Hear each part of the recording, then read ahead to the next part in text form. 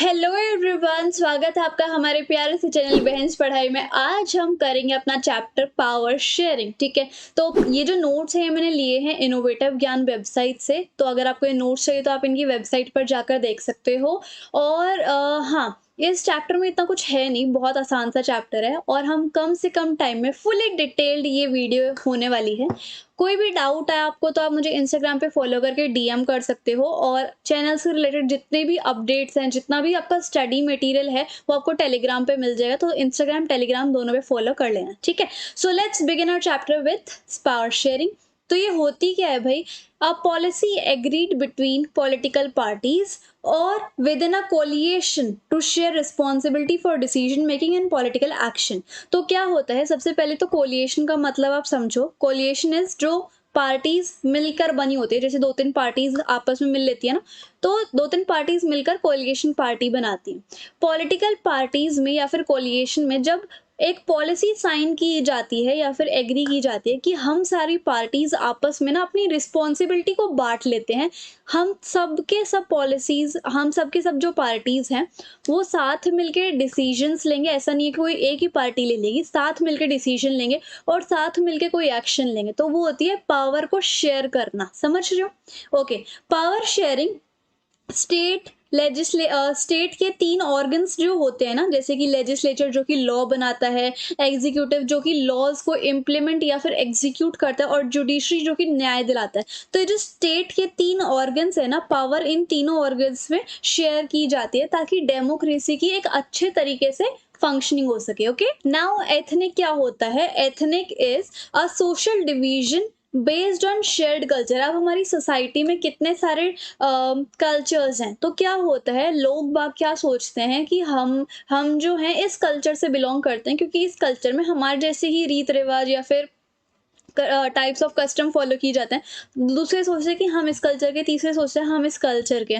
तो ऐसे क्या होता है, सोसाइटी डिवाइड हो जाती है, सोशल डिवीजन हो जाता है। ठीक है, लोग क्या करते हैं, सेम एथनिक ग्रुप में वो ये सोचते हैं, उनका ये विश्वास है कि इन सभी इस ग्रुप की सेम सिमिलैरिटीज है हमारे जैसे ही, तो हम सबका सेम कल्चर हो गया। ठीक है, और they need not always have same religion और नेशनलिटी। कभी कभी ऐसा भी होता है कि सेम रिलीजन ना हो, सेम नेशनलिटी ना हो, लेकिन फिर भी एक सोसाइटी में डिवीजन हो जाता है कल्चर के अकॉर्डिंग पे। तो इसको हम क्या बोलते हैं? एथनिक। ठीक है, मेजोरिटिनिज्म क्या होता है? ये एक विश्वास है कि मेजोरिटी जो है वो हमेशा कंट्री को रूल करेगी, है ना, जिस तरीके से वो चाहती है। अगर माइनॉरिटी की जो नीड्स हैं, विशेस हैं, उनको डिस्कार्ड कर देती है, उनको नजरअंदाज कर देती है, और मेजोरिटी के हिसाब से ही कंट्री जो है वो चलती है। ठीक है, और जो मतलब माइनॉरिटी है उसकी विशेस को इग्नोर कर देती है। तो श्रीलंका ने क्या किया था, उन्होंने मेजोरिटिज्म को अपनाया था, जिसमें जो सिन्हला थे, Sinhala are the members of Sri Lanka,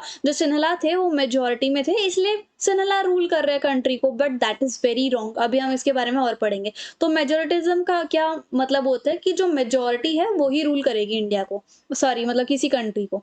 अब हम पढ़ेंगे दो केसेस के बारे में। पहला केस है बेल्जियम का और दूसरा है श्रीलंका का। तो बेल्जियम से स्टार्ट करते हैं। ठीक है, वेस्टर्न यूरोप में एक छोटी सी फेडरल स्टेट है। फेडरल स्टेट मतलब जिसमें फेडरलिज्म फॉलो होता है। Federalism in the state sense central government, state government और लोकल गवर्नमेंट, इन तीनों में पावर शेयर होती है। तो बेल्जियम एक फेडरल, छोटी सी फेडरल स्टेट थी वेस्टर्न यूरोप में, और हरियाणा जो स्टेट है उससे भी छोटे साइज की है। ठीक है, बहुत अलग सा ही एथनिक कॉम्पोजिशन था वहां पर, मतलब बहुत अलग अलग सा ही बहुत you know very difficult composition of people वहां पर रहते थे। और यहाँ पर जैसे बेल्जियम के जो बॉर्डर्स थे ना, वो नीदरलैंड, फ्रांस, जर्मनी और लग्जमबर्ग के साथ शेयर होते हैं। जैसे आप दिल्ली के जो बॉर्डर्स है वो किस किस स्टेट के साथ मैच होते हैं, लाइक आपका हरियाणा हो गया और जो बाकी के आसपास की स्टेट है उनके सबके साथ, ऐसे ही बेल्जियम भी था। ठीक है, तो बेल्जियन सोसाइटी का एथनिक स्ट्रक्चर हम पढ़ लेते हैं कि कैसे कैसे लोग वहां पर रहते थे। सबसे पहले अभी हम सिर्फ बेल्जियम की बात कर रहे हैं। ठीक है, minority, the minority French speaking community, जो फ्रेंच बोलते थे वो लोग कम थे। ठीक है, मतलब 40% बेल्जियम के जो लोग हैं वो फ्रेंच बोलते थे और वो माइनॉरिटी में थे। ठीक है, और वो बहुत ज्यादा रिच थे और पावरफुल थे। और दूसरी कौन सी भाषा के लोग थे वहां पर? डच स्पीकिंग से वो ज्यादा थे अमाउंट में। और 59% डच बोलते थे। उनको बाद में बेनिफिट मिल गया था कि वो उन्हें उनकी अच्छे से डेवलपमेंट होगी, बढ़ोतरी होगी और एजुकेशन जो है उनको भी मिलेगी अच्छी वाली। लेकिन ये हक, ये बेनिफिट उनको बहुत बाद में मिला था।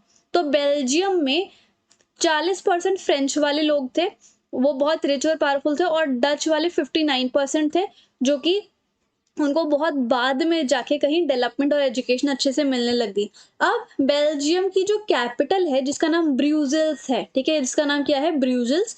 अब सिर्फ ब्रूसेल्स की बात हो रही है, पूरे बेल्जियम की नहीं, ठीक है? पूरे बेल्जियम की यहाँ पर बात हो रही थी। तो ब्रूसेल्स में 80% लोग फ्रेंच बोलते हैं और 20% लोग डच बोलते हैं। इतनी बात समझ में आ गई? माइनॉरिटी जो है फ्रेंच स्पीकिंग कम्युनिटी, जैसे मैंने यहाँ पर आपको बताया कि बेल्जियम में जो माइनॉरिटी थी फ्रेंच स्पीकिंग कम्युनिटी, वो ज़्यादा रिच और पावरफुल थी, ठीक है? अब आगे देखो, ये जो माइनॉरिटी फ्रेंच स्पीकिंग, अब इसको फ्रेंच स्पीकिंग कम्युनिटी को माइनॉरिटी क्यों बोला गया है?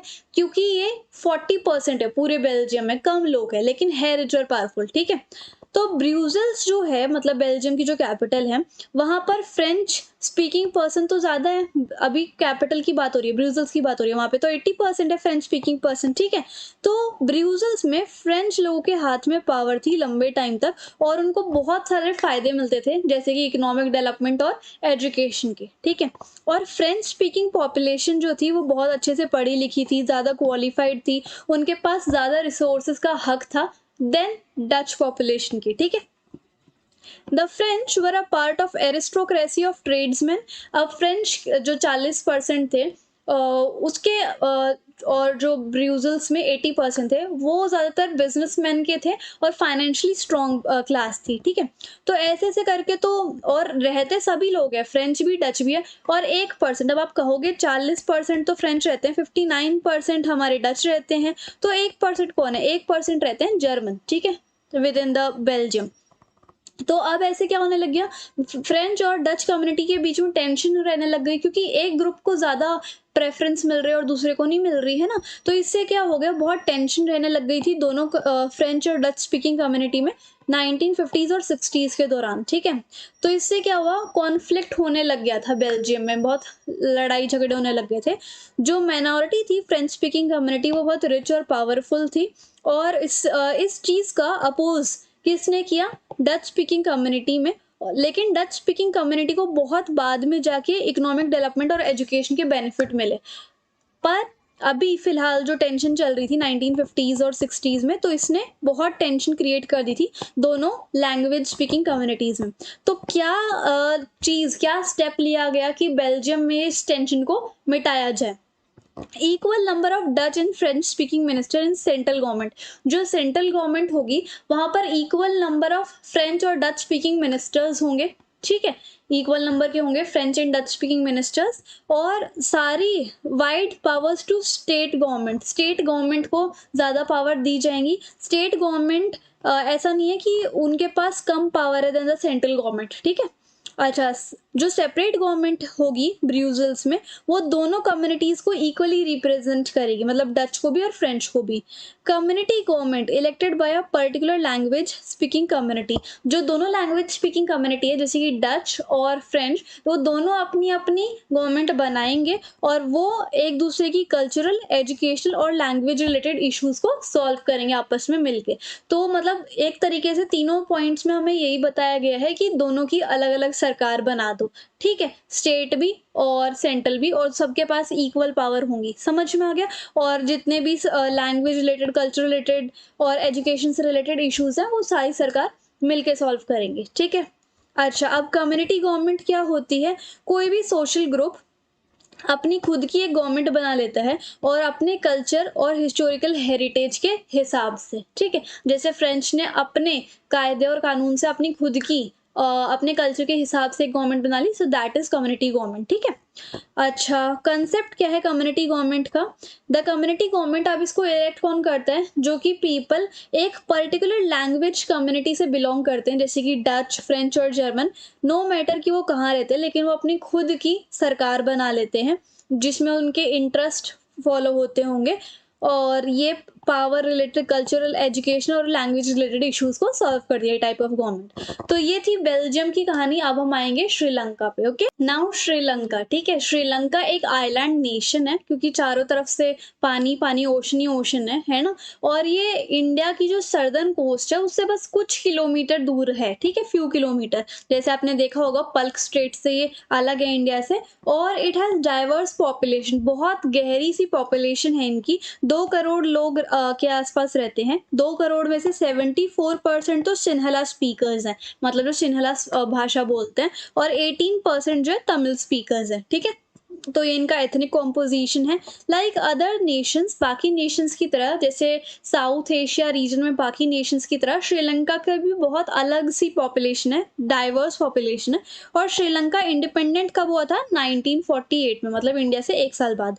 सब ग्रुप्स क्या है तमिल के, जैसे कि इंडिया में 18% तमिल रहते हैं ना, तो अब तमिल के भी 2 ग्रुप्स हैं, एक है श्रीलंकन तमिल और एक है इंडियन तमिल। श्रीलंकन तमिल 13% है। ठीक है, जो कि नॉर्थ और ईस्ट साइड ऑफ श्रीलंका में रहते हैं। और ज़्यादातर सिन्हला स्पीकिंग पीपल जो हैं वो बुद्धिस्ट हैं, और जो तमिल्स हैं वो हिंदू या फिर मुस्लिम है। ठीक है, और यहाँ पर देखो इंडियन तमिल्स कौन होते हैं, जो कि इंडिया से ही आए थे और श्रीलंका में रहने लग गए थे क्योंकि वो एज अ प्लांटेशन वर्कर आए थे कॉलोनियल टाइम पे। ठीक है, सो वो 5% है पॉपुलेशन में। तो श्रीलंकन तमिल हो गए 13% और इंडियन तमिल हो गए 5%। तो टोटल कितने हो गए तमिल्स? 18%। वही 18% उन्होंने यहाँ पर बताया हुआ है। ठीक है, तो अब श्रीलंका में क्या दिक्कत आई? श्रीलंका में आई थी मेजोरिटिज्म की प्रॉब्लम। ठीक है, क्या प्रॉब्लम आई थी कि जैसे श्रीलंका में 74% जो थे वो सिन्हला स्पीकर्स थे, और इन्होंने अपना लिया था मेजोरिटिज्म। किन्होंने? श्रीलंका ने, कि जो मेजोरिटी में होंगे ना लोग, वही हमारी कंट्री को रन करेंगे, वही एज अ गवर्नमेंट फॉर्म होंगे, है ना। तो उन्होंने क्या किया, जो तमिल पीपल थे, माइनॉरिटी थी, मतलब सिर्फ 18% थे, उनको तो पीछे छोड़ दिया और खुद ही मेजोरिटिज्म की पॉलिसी को फॉलो करके देश को चलाने लग गए, गवर्नमेंट रन करने लग गए। फिर 1956 में एक एक्ट पास हुआ, उन्होंने सिन्हला को ही सिर्फ ऑफिशियल लैंग्वेज रख दिया कि अब सिर्फ सिन्हला बोली जाएगी। ओके, गवर्नमेंट ने प्रेफरेंशियल पॉलिसीज को भी फॉलो किया, जिसमें सिन्हला को ही अच्छी जॉब्स और यूनिवर्सिटी में पोजीशन मिलेगी। स्टेट प्रोटेक्ट और प्रमोट करने लग गई थी बुद्धिज्म को, बाकी किसी रिलीजन को वो प्रमोट नहीं कर रहे थे। और इससे क्या हुआ कि इस जो श्रीलंकन तमिल्स थे उनके अंदर बहुत अनफ्रेंडली सी फीलिंग आ गई कि कोई हमारे बारे में तो सोच ही नहीं रहा, हमें तो इग्नोर किया जा रहा है। ठीक है, अब श्रीलंकन तमिल्स ने भी काफ़ी सारे स्ट्रगल्स को किया। जैसे क्या स्ट्रगल किया, उन्होंने बोला, डिमांड किया कि हमें भी रीजनल ऑटोनॉमी दो, हमें भी इक्वल अपॉर्चुनिटीज़ दो कि हम भी यूनिवर्सिटी में एजुकेशन के लिए जा पाएँ, हमें भी गवर्नमेंट जॉब मिल सके, और तमिल को भी आप ऑफिशियल लैंग्वेज रिकॉग्नाइज करो, हम भी तो आपके देश में ही रहते हैं ना, हम भी तो श्रीलंका के हिस्सा हैं। तो इस तरीके से आप तो सिर्फ जो सिन्हलास हैं उनकी प्रेफरेंस में सब कुछ कर रहे हो, लेकिन उनकी डिमांड जो है डिनाई होती गई। और 1980 तक उन्होंने बहुत सारी पॉलिटिकल ऑर्गेनाइजेशंस बनाई, जैसे कि LTTE, Liberation Tigers of Tamil Elam. And conflict जो था ये सिविल वॉर में टर्न हो गया था। LTTE Liberation Tigers of Tamil Eelam. ठीक है, so this is about the struggles of Sri Lankan Tamils. अच्छा, उसके बाद क्या हुआ, किस वजह से श्रीलंका में सिविल वॉर हो गया था? क्या हुआ कि जैसे मेजोरिटिज्म था श्रीलंका में, सिन्हला जो थे वो सब अपनी ही हित में पॉलिसीज लिए जा रहे थे और श्रीलंकन तमिल्स को मतलब बहुत इग्नोर करे जा रहे थे। उनकी जितनी भी रिक्वेस्ट थी कि जैसे तमिल को आप ऑफिशियल लैंग्वेज बनाओ और श्रीलंकन तमिल्स को भी आप क्या करो कि गवर्नमेंट जॉब में लो या फिर यूनिवर्सिटी में हमें प्रेफरेंस दिलवाओ, तो उनकी जो डिमांड थी बार बार खारिज हो रही थी बाय सिन्हला गवर्नमेंट। तो उन्हें लगा कि हमें जो है हमारे बेसिक राइट से डिनाई किया जा रहा है, हम पे अत्याचार हो रहा है और हमारे इंटरेस्ट को भी इग्नोर किया जा रहा है, जिस वजह से सिन्हलास और तमिल कम्युनिटीज़ में बहुत स्ट्रेस होने लग गया था। और ये जो स्ट्रेस है एक दिन इतना बदल गया कि वो सिविल वॉर में कन्वर्ट हो गया था। और क्या क्या चीज़ थी, जैसे श्रीलंकन पार्टीज़ ने कई पार्टीज़ एंड स्ट्रगल लॉन्च की थी, बहुत सारी पार्टीज़, एंड तमिल को ऑफिशियल लैंग्वेज बनाने में स्ट्रगल्स भी किए थे, रीजनल ऑटोनॉमी मांगने में भी स्ट्रगल किए थे, इक्वल अपॉर्चुनिटीज़ भी मांगी उन्होंने, बट कुछ फ़ायदा नहीं हुआ। 1980s तक उन्होंने जो इतनी सारी पॉलिटिकल ऑर्गेनाइजेशन फॉर्म की थी, वो डिमांड करने लग गए थे इंडिपेंडेंट तमिल कि जो श्रीलंका के नॉर्थ और ईस्ट पार्ट है, उसको आप एक सेपरेट इंडिपेंडेंट तमिल अलाम स्टेट कर दो, जहाँ पर सिर्फ हमारे हित में होगा, ठीक है। तो अब जैसे कि सिन्हला और तमिल में बहुत कॉन्फ्लिक्ट चल रहा था, तो ये कॉन्फ्लिक्ट, ये जो मतलब लाइक ये जो टेंशन्स थी दोनों कम्युनिटीज के बीच में, ये सिविल वॉर में बदल गई थी, जिसकी वजह से बहुत सारे लोग, thousands of people of both the communities were killed, जिसकी वजह से बहुत सारे लोग जो है दोनों कम्युनिटीज में मारे गए थे। ओके, अब हम बात करेंगे सिविल वॉर की। सिविल वॉर देखो, अ violent conflict between opposing groups with in a country that become so intense that it appears like a war, कि जब दो ग्रुप्स जो कि एक दूसरे से बिल्कुल ही अपोज में हैं, जब वो दोनों ग्रुप्स इतने ज़्यादा लड़ाई झगड़ा हो जाए उनके बीच में, जिससे कि वो लड़ाई झगड़ा वॉर में बदल जाता है, उसको हम क्या कहते हैं? सिविल वॉर, ठीक है। अब आगे देखते हैं, तो what kind of power sharing problems were faced by Belgium and Sri Lankan? किस तरीके की पावर शेयरिंग प्रॉब्लम देखी जा रही थी बेल्जियम और श्रीलंकन के बीच में?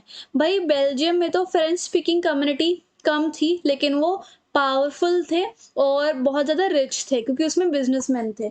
और आपके फ्रेंच हो गया, और जो डच और जर्मन स्पीकिंग पॉपुलेशन थी, वो नंबर में तो ज़्यादा थे, बट उनको जो राइट्स थे वो बहुत, जैसे बेसिक एजुकेशनल राइट्स और भी काफ़ी सारे राइट्स हो गए, वो बहुत बाद में हुए थे, बाद में मिले थे डेवलपमेंट राइट्स, ठीक है।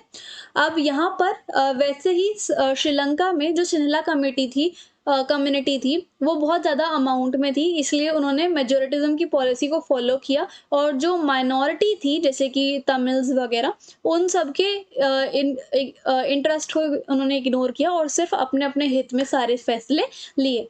तो ये कुछ पावर शेयरिंग की प्रॉब्लम्स चल रही थी बाय बेल्जियम एंड श्रीलंकन। तो हमने इन दोनों स्टोरी से क्या सीखा? हमने सीखा कि बेल्जियम में तो हमने ये देखा कि यूनिटी ऑफ कंट्री जो है बहुत इम्पॉर्टेंट है, कि कंट्री की जो यूनिटी है, एकता, वो बहुत इम्पॉर्टेंट है। और वो तभी यूनिटी जो है एक साथ कब बन पाएगा, जब हम अलग अलग कम्युनिटी एंड रिलीजन का सभी के इंटरेस्ट की रिस्पेक्ट करें, ठीक है। कोई भी सुपीरियर और इन्फीरियर हम उसको ना समझें।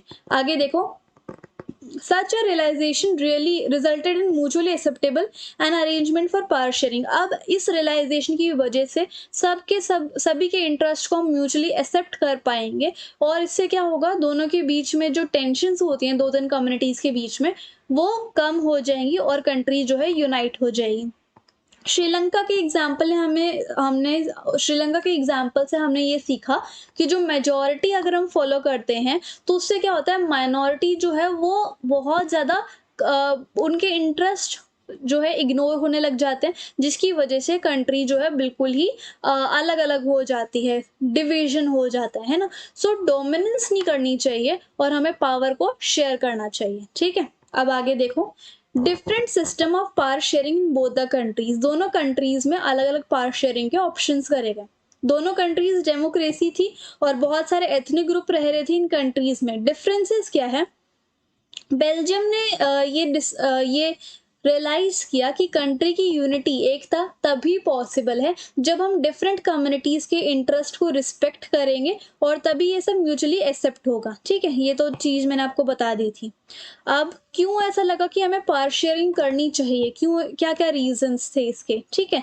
तो एक तो यही था कि सिविल वॉर ना हो, म्यूचुअल हार्मनी बनी रहे कंट्री में, कंट्री जो है डिवाइड ना हो, दो दिन कम्युनिटीज के बीच में लाइक कॉन्फ्लिक्ट ना हो, है ना, सबके इंटरेस्ट को हम म्यूचुअली एक्सेप्ट करें, डोमिनेंस ना लाए, मेजोरिटिज्म की पॉलिसी ना करें। सो इसलिए हमने पावर शेयरिंग के ऑप्शंस को देखा कि it's very important to share the power and respect the interest of every religion and community, ठीक है। मेन प्रिंसिपल्स क्या है डेमोक्रेसी के, अब वो देख लेते हैं कि one basic principle of democracy is that people are the source of political power, कि लोगों से ही political power बनती है, ठीक है।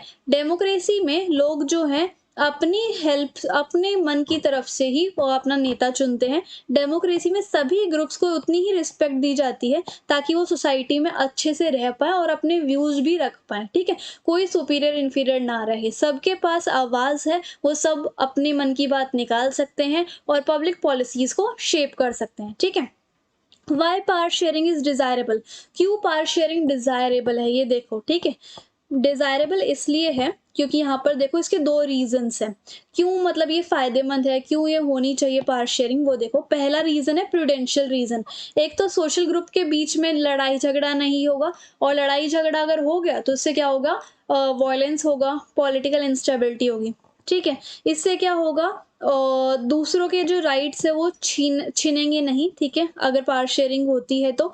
और नेशंस भी बचा रहेगा, कोई एक सिंगल ग्रुप के पास ज़्यादा पावर नहीं होगी। अगर पावर शेयर नहीं होती तो माइनॉरिटी जो है उसके ऊपर अत्याचार होंगे। मोरल रीजन क्या है कि पावर शेयरिंग होनी चाहिए क्योंकि ये डेमोक्रेसी की स्पिरिट है, ठीक है। Democratic rule involve in it, democratic rule power sharing में आता है, और उसके बाद इसके इफेक्ट्स जो है लाइव देखे जा सकते हैं। लेजिटिमेट गवर्नमेंट वो गवर्नमेंट होती है जहां पर लोग जो है अपना रोल प्रेजेंट कर सकते हैं, वो पार्टिसिपेट कर सकते हैं, हर कोई फ्री है कि वो पार्टिसिपेट कर सकता है डेमोक्रेसी में। तो इसलिए पावर शेयरिंग करना बहुत इंपॉर्टेंट होता है। अब किस किस तरीके से पावर शेयर होती है, फॉर्म्स देख लेते हैं एक बार, ठीक है। Now forms of power sharing. अब चार तरीके की, हाँ, चार तरीके से पावर शेयरिंग होती है। डिफरेंट ऑर्गन्स ऑफ गवर्नमेंट में, डिफरेंट लेवल्स ऑफ गवर्नमेंट में, different social groups and bye political party, pressure groups and movement. तो ये चारों पढ़ते हैं, फिर हमारा चैप्टर जो है वो हो जाएगा, ठीक है। तो सबसे पहले हम देखते हैं power sharing among different organs of the government. Organs of the government कौन से होते हैं, लेजिस्लेचर जो कि लॉज बनाते हैं, एग्जीक्यूटिव जो कि लॉज को एग्जीक्यूट या फिर इम्प्लीमेंट करते हैं, और जुडिशरी जो कि न्याय करते हैं। तो ये हॉरिजॉन्टल डिवीजन ऑफ पावर है। इसका क्या मतलब होता है कि सारे जो ये ऑर्गन्स है ना, ये तीनों वो इक्वल हैं, ठीक है, बस काम अलग अलग करते हैं लेकिन लेवल सेम है इनका। तो पावर इन तीनों में भी डिवाइड की जाती है, ठीक है। और इसमें ये दिखाया जाता है कि किसी भी ऑर्गन के पास अनलिमिटेड पावर नहीं है, सबके पास इक्वल पावर है, ओके। अच्छा, अब और देख लेते हैं ताकि बैलेंस रिजल्ट आ सके। और डिफरेंट लेवल्स पे की जाती है, इसको हम फेडरल गवर्नमेंट कहते हैं। लेवल होते हैं तीन, सेंट्रल, स्टेट और लोकल। पावर डिवाइड होती है ऐसे वर्टिकली, तो vertical division of power is known as federalism या फिर फेडरल गवर्नमेंट। तो इस तरीके से भी यहाँ पर पावर डिवाइड होती है। और ये मैंने आपको बता दिया सब कुछ। सोशल ग्रुप्स, जो अलग अलग सोशल ग्रुप है उसमें भी पावर डिवाइड होती है, जैसे कि this type of arrangement is made to give space in the government and administrator to diverse social group who otherwise feel alienated from the government. जैसे अलग अलग सोशल ग्रुप होते हैं, लाइक बिजनेस सोशल ग्रुप हो गया, farmer social group हो गया, उनको भी पूरा चांस दिया जाता है कि वो गवर्नमेंट और एडमिनिस्ट्रेशन में अपना पार्ट जो है या फिर अपने व्यूज या फिर अपना डिसीजन जो है वो दे सकें, ठीक है। और ये हो गया। अब आगे देख सकते हैं political parties, pressure groups and movement. Democracy में हर सिटीजन के पास फ्रीडम है कि वो अपने कंटेंडर्स को चूज कर सके कि वो पावर में आए, और साथ ही साथ पावर किसी एक हाथ में नहीं रहनी चाहिए, रेगुलर इलेक्शंस होने चाहिए। लॉन्ग रन में पावर को दूसरी दूसरी पॉलिटिकल पार्टीज में शेयर किया जाना चाहिए, और कोalition गवर्नमेंट को भी फॉलो करा जाना चाहिए। बहुत सारे इंटरेस्ट ग्रुप जैसे कि traders, businessman, farmers, industrial workers, इनको भी गवर्नमेंट के अंदर पावर में आना चाहिए थ्रू पार्टिसिपेशन, और वो डिसीजन मेकिंग में इन्फ्लुएंस भी करें। तो इस तरीके से हम पावर शेयरिंग कर सकते हैं चार तरीके से, वो मैंने आपको बता दी, और हमारा चैप्टर भी इसी तरीके से फिनिश होता है। आई होप आपको मेरे पढ़ाने का तरीका बहुत अच्छा लगा होगा, और वीडियो भी काफ़ी अच्छी लगी होगी, समझ में भी आ गया होगा। So if you like the video and the explanation, then please like, share, comment and subscribe the channel. Thank you so much. Hello everyone, स्वागत है आपका हमारे प्यारे से चैनल बेंस पढ़ाई में। आज हम करेंगे अपना चैप्टर फेडरलिज्म। बहुत प्यारा सा, छोटा सा, इजी सा चैप्टर है, तो कोई डरने वाली बात नहीं है। ये नोट्स मैंने लिए हैं इनोवेटिव ज्ञान की वेबसाइट पे, लिंक आपको डिस्क्रिप्शन बॉक्स में मिल जाएगी। और अब हम बिना किसी देरी के अपने इस चैप्टर को, चुलबुल इस चैप्टर को स्टार्ट करते हैं, ओके। अब जैसे कि ये चैप्टर का नाम है फेडरलिज्म, तो फेडरलिज्म का मतलब देख लेते हैं कि क्या होता है ना। अब ये भी एक सिस्टम ऑफ गवर्नमेंट होता है, और इसको हम वर्टिकल डिवीजन ऑफ पावर बोलते हैं। मतलब कि पहले ऐसे, फिर ऐसे, फिर ऐसे, ठीक है। इसमें तीन टीयर्स ऑफ गवर्नमेंट होते हैं। पहला सेंट्रल गवर्नमेंट, फिर स्टेट गवर्नमेंट और लोकल लेवल गवर्नमेंट। और पावर डिवाइड होती है वर्टिकली, मतलब तीनों लेवल्स ऑफ गवर्नमेंट के पास इक्वल पावर्स होती हैं, ठीक है। और अथॉरिटी डिवाइड की जाती है, पावर डिवाइड करी जाती है तीनों लेवल ऑफ गवर्नमेंट में, ओके। तो ये होती है फेडरल गवर्नमेंट या फिर फेडरलिज्म। अब इसके हम कुछ फीचर्स देख लेते हैं। 2 या 2 से ज़्यादा लेवल हो सकते हैं फेडरल गवर्नमेंट में, और अलग-अलग टियर्स के अलग-अलग टियर्स तो होते हैं, लेकिन देश के लोग सेम होते हैं, सेम सिटीजन्स होते हैं, है ना? Jurisdictions of different level और tiers of government are specified. Her level जो है गवर्नमेंट का, उनकी कितनी कितनी पावर है, वो क्या क्या कर सकते हैं, क्या नहीं कर सकते, सब कुछ कॉन्स्टिट्यूशन में मेंशन है ना? Fundamental provision of constitution can be possibly change only by the consent of both the level of government. अगर सेंट्रल लेवल ने और स्टेट लेवल ने जताया कि भाई हमें ये वाला लॉ या फिर ये वाला प्रोविजन चेंज करवाना है हमारे कॉन्स्टिट्यूशन में, तब ये पॉसिबल हो सकता है, लेकिन दोनों का, सेंट्रल का भी और स्टेट का भी, अगर सहमति है चेंज करवाने के लिए, तभी चेंज होगा, ठीक है? और कोर्ट के पास ये पावर है कि वो कॉन्स्टिट्यूशन को या फिर कानून को चेंज कर सके, और डिफरेंट लेवल ऑफ गवर्नमेंट की भी पावर को वो चेंज कर सकते हैं, है ना? For financial autonomy, source of revenue of each level of government are clearly specified. तो हर एक लेवल ऑफ गवर्नमेंट, चाहे वो सेंट्रल हो, स्टेट हो या फिर लोकल हो, कि कौन कितना पैसा और कैसे कैसे कमाएगा, वो सब भी मेंशन्ड है ना? और main objective is to safeguard and promote the unity of the country, की कंट्री की जो यूनिटी है उसको प्रमोट करना है, उसको सेफ गार्ड करना, उसको बचाना है, ठीक है? वाइल अकोमोडेटिंग रीजनल डाइवर्सिटी, मतलब लोगों को सेफ गार्ड करना है, उनको यूनिटी, एकता बनाए रखना है सब में. ये बेसिक कैरेक्टरिस्टिक्स है फेडरल गवर्नमेंट की, ठीक है? डीमेरिट्स ऑफ फेडरल गवर्नमेंट क्या क्या है ये देखो. सेंट्रल गवर्नमेंट के पास, क्योंकि वो हाई लेवल पे है, इसलिए उसके पास ज़्यादा पावर होती है ना? सेंट्रल गवर्नमेंट को के पास ही ज़्यादा हक है कि वो अगर कॉन्स्टिट्यूशन में कुछ बदलना चाहे, कोई लॉ, तो वो बदल सकता है. पार्लियामेंट के पास सबसे ज़्यादा राइट्स होते हैं, सबसे ज़्यादा पैसा सेंट्रल गवर्नमेंट कमा सकती है, और सेंट्रल गवर्नमेंट जो है वो स्टेट गवर्नमेंट के अफेयर्स में इंटरफेयर कर सकती है कि हाँ भाई तू ये ऐसे क्यों कर रहा है, तुझे तो ऐसे करना चाहिए था, कुछ इस टाइप से, ठीक है? अब हमें डिफरेंस तय करना है टाइप्स ऑफ गवर्नमेंट में. तो फेडरल गवर्नमेंट और यूनिटरी गवर्नमेंट. फेडरल गवर्नमेंट तो मैंने आपको बता दिया, ऐसी सरकार जिसमें 2 या 2 से ज़्यादा लेवल ऑफ गवर्नमेंट होते हैं. और यूनिटरी गवर्नमेंट एक ऐसा पॉलिटिकल गवर्नमेंट होता है जिसमें मेन पावर जो है वो सेंट्रल के हाथ में होती है. सेंट्रल गवर्नमेंट ही स्टेट गवर्नमेंट को कब्जा करके रखती है, ठीक है? तो मेन लीडर है सेंट्रल गवर्नमेंट. अच्छा, फेडरल गवर्नमेंट में 2 या 2 से ज़्यादा लेवल ऑफ गवर्नमेंट होते हैं. यूनिटरी गवर्नमेंट में स्टेट गवर्नमेंट को आंसरेबल होना पड़ता है सेंट्रल गवर्नमेंट को, ठीक है? फेडरल में central government can not order the state, वो ऑर्डर नहीं दे सकती स्टेट गवर्नमेंट को कि तुम ऐसे करो वैसे करो. और यूनिटरी में सेंट्रल गवर्नमेंट जो है ऑर्डर दे सकती है, ओके?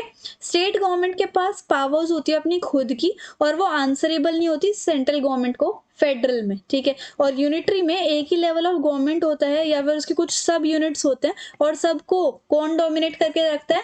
Central government. तो फेडरल गवर्नमेंट के एग्जाम्पल इंडिया, कनाडा और जर्मनी है, और एग्जाम्पल इसके देखो यूनिटरी गवर्नमेंट के चाइना, फ्रांस एंड जापान है, ठीक है? अब हम बात करते हैं, 2 टाइप्स के फेडरेशन होते हैं.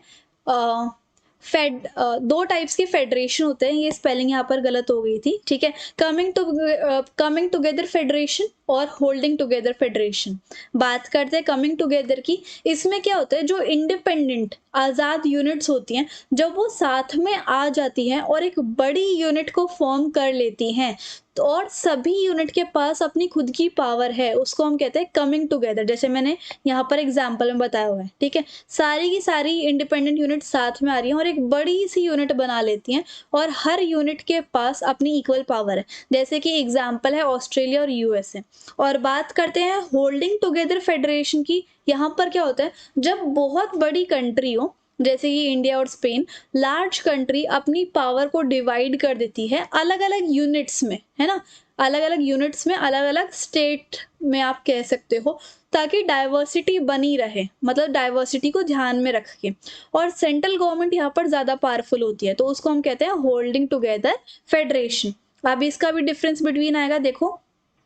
कमिंग टुगेदर फेडरेशन में क्या होता है, इंडिपेंडेंट स्टेट साथ में आती हैं, एक बड़ी यूनिट बना देती हैं. और होल्डिंग टुगेदर में लार्ज कंट्री है तो वो अपनी पावर को डिवाइड कर देते हैं सेंट्रल, स्टेट और लोकल टाइप गवर्नमेंट में, है ना? कमिंग टुगेदर में देखो, जितनी भी स्टेट्स हैं सबके पास इक्वल पावर है, और हर एक स्टेट अपनी पावर को एंजॉय करती है. और होल्डिंग टुगेदर में सेंट्रल गवर्नमेंट ज़्यादा पावरफुल होती है. जो ये कमिंग टुगेदर फेडरेशन है, ये सोवरेनिटी दिखाते हैं, मतलब कि ये अपनी कलेक्टिव आइडेंटिटी दिखाते हैं कि हम सब एक हैं, जैसे कि यूएसए, ऑस्ट्रेलिया और स्विट्जरलैंड। और यहाँ पर होल्डिंग टुगेदर फेडरेशन में सोवरेनिटी का एब्सेंस होता है ना। वो अपनी आइडेंटिटी को इतने अच्छे तरीके से दिखा नहीं सकते कि हम सब एक हैं, है ना। जैसे कि एग्जाम्पल बेल्जियम और स्पेन, ठीक है। तो ये coming together and holding together के बारे में था। अब इंडिया को क्या ऐसी चीज है जो कि इंडिया को एज अ फेडरल कंट्री बताती है। अब मैंने आपको बता दिया कि इंडिया एक फेडरल कंट्री है और constitution, the constitution declare India as union of states. और इंडिया का जो कॉन्स्टिट्यूशन है वो कहता है कि इंडिया जो है बहुत सारी स्टेट्स को मिला के उनका यूनियन होके तब इंडिया बना है, ठीक है। और वैसे इंडिया में फेडरलिज्म फॉलो होता है क्योंकि it is a big country, और इसलिए पावर को डिवाइड करना अलग अलग लेवल्स पे, सेंट्रल, स्टेट और लोकल गवर्नमेंट पे बहुत ज़्यादा इम्पॉर्टेंट है ना। ताकि हर एक लेवल की जो प्रॉब्लम्स है वो अच्छे से सुनी जाए, उनको सॉल्व कर दिया जाए। तो कॉन्स्टिट्यूशन जो है वो वैसे तो 2 टियर ऑफ गवर्नमेंट चाहता था, मतलब 2 ही लेवल्स चाहता था, लेकिन एक सेंट्रल गवर्नमेंट और एक जिसको हम यूनियन ऑफ इंडिया भी बोलते हैं, और एक स्टेट गवर्नमेंट, ठीक है। बट बाद में फेडरलिज्म में जो तीसरा लेवल है ना गवर्नमेंट का, या फिर तीसरा टियर है, वो भी आ गया था पंचायत और म्युनिसिपैलिटीज की फॉर्म में, ठीक है। तो ये था लोकल लेवल ऑफ गवर्नमेंट, एक सेंटर, स्टेट और लोकल। अब पावर कैसे कैसे डिस्ट्रीब्यूट होती है सेंटर और स्टेट गवर्नमेंट में, तो ये देख लेते हैं। तो इसके लिए 3 लिस्ट बनाई जाती है, यूनियन लिस्ट, स्टेट लिस्ट और कंकरेंट लिस्ट। इस लिस्ट के अंदर स्टेट गवर्नमेंट की और सेंट्रल गवर्नमेंट की पावर्स लिखी रहती हैं, ठीक है। तो यूनियन लिस्ट में देख लेते हैं कौन कौन सी पावर है। तो इसमें नेशन के लिए जो सब्जेक्ट्स होते हैं, मतलब पूरी इंडिया के जो सब्जेक्ट्स हैं वो कौन कौन से, जैसे कि defence, foreign affairs, banking, communication, currency, ये सब नेशनल लेवल पे बहुत ज़रूरी है ना। तो ये सारे जितने भी सब्जेक्ट्स हैं वो सब सेंट्रल लेवल ऑफ गवर्नमेंट को दिए हुए हैं, ताकि पूरी कंट्री में एक यूनिफॉर्म पॉलिसी बनी रहे और पूरी कंट्री अच्छे से फंक्शन करे इफेक्टिवली। और यूनियन गवर्नमेंट या फिर सेंट्रल गवर्नमेंट जो है वो अकेली लॉज बना सकती है अगर उन्हें यूनियन लिस्ट में कुछ भी लॉज चेंज करवाने हो तो, ठीक है। पहले सिर्फ 97 सब्जेक्ट्स थे, अब 100 सब्जेक्ट्स हैं, ओके। स्टेट लिस्ट में क्या होता है, it contain subject of state and local importance. अब स्टेट लिस्ट के अंदर जितने भी स्टेट से रिलेटेड मुद्दे होते हैं, जैसे कि आपको यहाँ पर देखो police, trade, commerce, agriculture, irrigation, ये सब चीज़ें स्टेट के अंदर आती हैं, ओके। स्टेट गवर्नमेंट जो है अपने हिस्से के लॉज या फिर अपने सब्जेक्ट के लॉज खुद बना सकती है, और पहले तो 66 सब्जेक्ट्स थे लेकिन अब 61 है, ठीक है। कॉन्करेंट लिस्ट में वो सारे सब्जेक्ट्स आते हैं जो कि सेंटर के भी हों और स्टेट गवर्नमेंट से रिलेटेड भी हों, जैसे कि education, forest, trade union, marriage, adoption, succession, इस तरीके से, है ना। यूनियन यानी कि सेंट्रल और स्टेट गवर्नमेंट दोनों मिलके इन सब्जेक्ट्स पर लॉज बना सकते हैं, लेकिन अगर दोनों के लॉज आपस में खिटपिट हो जाती है, कॉन्फ्लिक्ट हो जाता है, तो सेंट्रल गवर्नमेंट का जो लॉ होगा वो मान्य होगा, ठीक है, वो मान्य होगा। अर्लियर पहले 47 सब्जेक्ट्स थे, लेकिन अब 52 सब्जेक्ट्स इसके अंदर हैं, ठीक है। बात करते हैं रेसिड्यूरी सब्जेक्ट की। ये ऐसे सब्जेक्ट होते हैं, ये ना तो यूनियन लिस्ट में, ना स्टेट में लिस्ट में, ना कंकरेंट लिस्ट में, ठीक है। सो ये सब जो है, the subjects which are not mentioned in this list come under the power of federal और यूनियन गवर्नमेंट। तो ये सारे जो मैटर्स हैं जो किसी भी लिस्ट में फिट नहीं होते, वो सारे आ जाते हैं सेंट्रल गवर्नमेंट या फिर यूनियन गवर्नमेंट के हाथ में, और इसको हम क्या कहते हैं, रेसिड्यूरी सब्जेक्ट्स, ठीक है। आगे देखो, power sharing between union and state government. अब कैसे कैसे पावर शेयर होती है और कौन कौन सी पावर शेयर होती है दोनों टाइप की गवर्नमेंट में है, वो अब हम डिस्कस करते हैं, ठीक है। तो हमारे कॉन्स्टिट्यूशन ने लेवल डिसाइड किया हुआ है कि भाई दोनों टाइप की गवर्नमेंट हो, कितनी पावर देनी है, कौन कौन सी पावर देनी है, ठीक है। अगर मान लो चेंज करवानी है ना वो सारी पावर्स, या फिर level of power sharing change करवाना है, तो सबसे पहले तो लोकसभा एंड राज्यसभा पास करेंगे, ठीक है। वो भी 2/3 मेजोरिटी होनी चाहिए तभी वो लॉ पास होगा। और उसके बाद लेजिस्लेचर भी देखेंगे कि इसको वैलिड करना चाहिए या नहीं करना चाहिए, और अगर करना चाहिए तो उनको भी half of the total states की इजाज़त चाहिए, ठीक है, उनके पास इतनी मेजोरिटी होनी चाहिए। साथ के साथ जो जुडिशरी है हमारी, यानी कि हॉरिजॉन्टल डिवीजन ऑफ पावर में जो जुडिशरी आती है, वो भी देखती है इस सब चीज़ों को, अमेंडमेंट्स को, कि ये सच में पास करना चाहिए कॉन्स्टिट्यूशन में, सच में चेंज लाने की ज़रूरत है या नहीं है, ठीक है। और अगर कोई डिस्प्यूट होता है डिवीजन ऑफ पावर को लेकर, तो उसके बाद जुडिशरी के बाद ये जो मुद्दा है वो हाई कोर्ट और सुप्रीम कोर्ट के पास जाता है, ठीक है। अब हम बात करेंगे role of judiciary in the federal system, कि फेडरल सिस्टम में क्या क्या जुडिशरी का रोल है वो अब हम देखते हैं। ओके, जुडिशरी मतलब कि ऐसी गवर्निंग बॉडी जो कि न्याय करती है ना। तो जुडिशरी बहुत इंपॉर्टेंट रोल प्ले करती है कि पावर शेयरिंग में अगर कोई भी लॉ बदला जा रहा है तो वो जुडिशरी के हाथ में होता है कि वो करेगी उसको पास या नहीं करेगी, ठीक है। कोई डिस्प्यूट होता है तो फिर हाई कोर्ट या फिर सुप्रीम कोर्ट के पास चला जाता है। और कभी कभी ना स्टेट और यूनियन गवर्नमेंट के पास ये पावर होती है कि वो टैक्स को अलग अलग चीज़ों पे इम्पोज कर दे, टैक्स इकट्ठा करे, ताकि उनका जो रिस्पॉन्सिबिलिटी है, उनकी जो जिम्मेदारी है, वो उस टैक्स के पैसे से वो पूरी कर सके, इस टाइप से, ठीक है। और हमारा कॉन्स्टिट्यूशन ने किसी भी एक लैंग्वेज को प्राथमिकता नहीं दी हुई है, किसी भी एक लैंग्वेज को नेशनल लैंग्वेज घोषित नहीं किया है। ऑल्दो वो हिंदी और इंग्लिश को ऑफिशियल लैंग्वेज या फिर इंटरनेशनल लैंग्वेज घोषित करते हैं, बट नेशनली किसी एक को दर्जा नहीं दिया, उन्होंने सभी लैंग्वेजेस का मान रखा हुआ है ना। How does India practice federalism, कैसे इंडिया फेडरलिज्म को प्रैक्टिस करता है।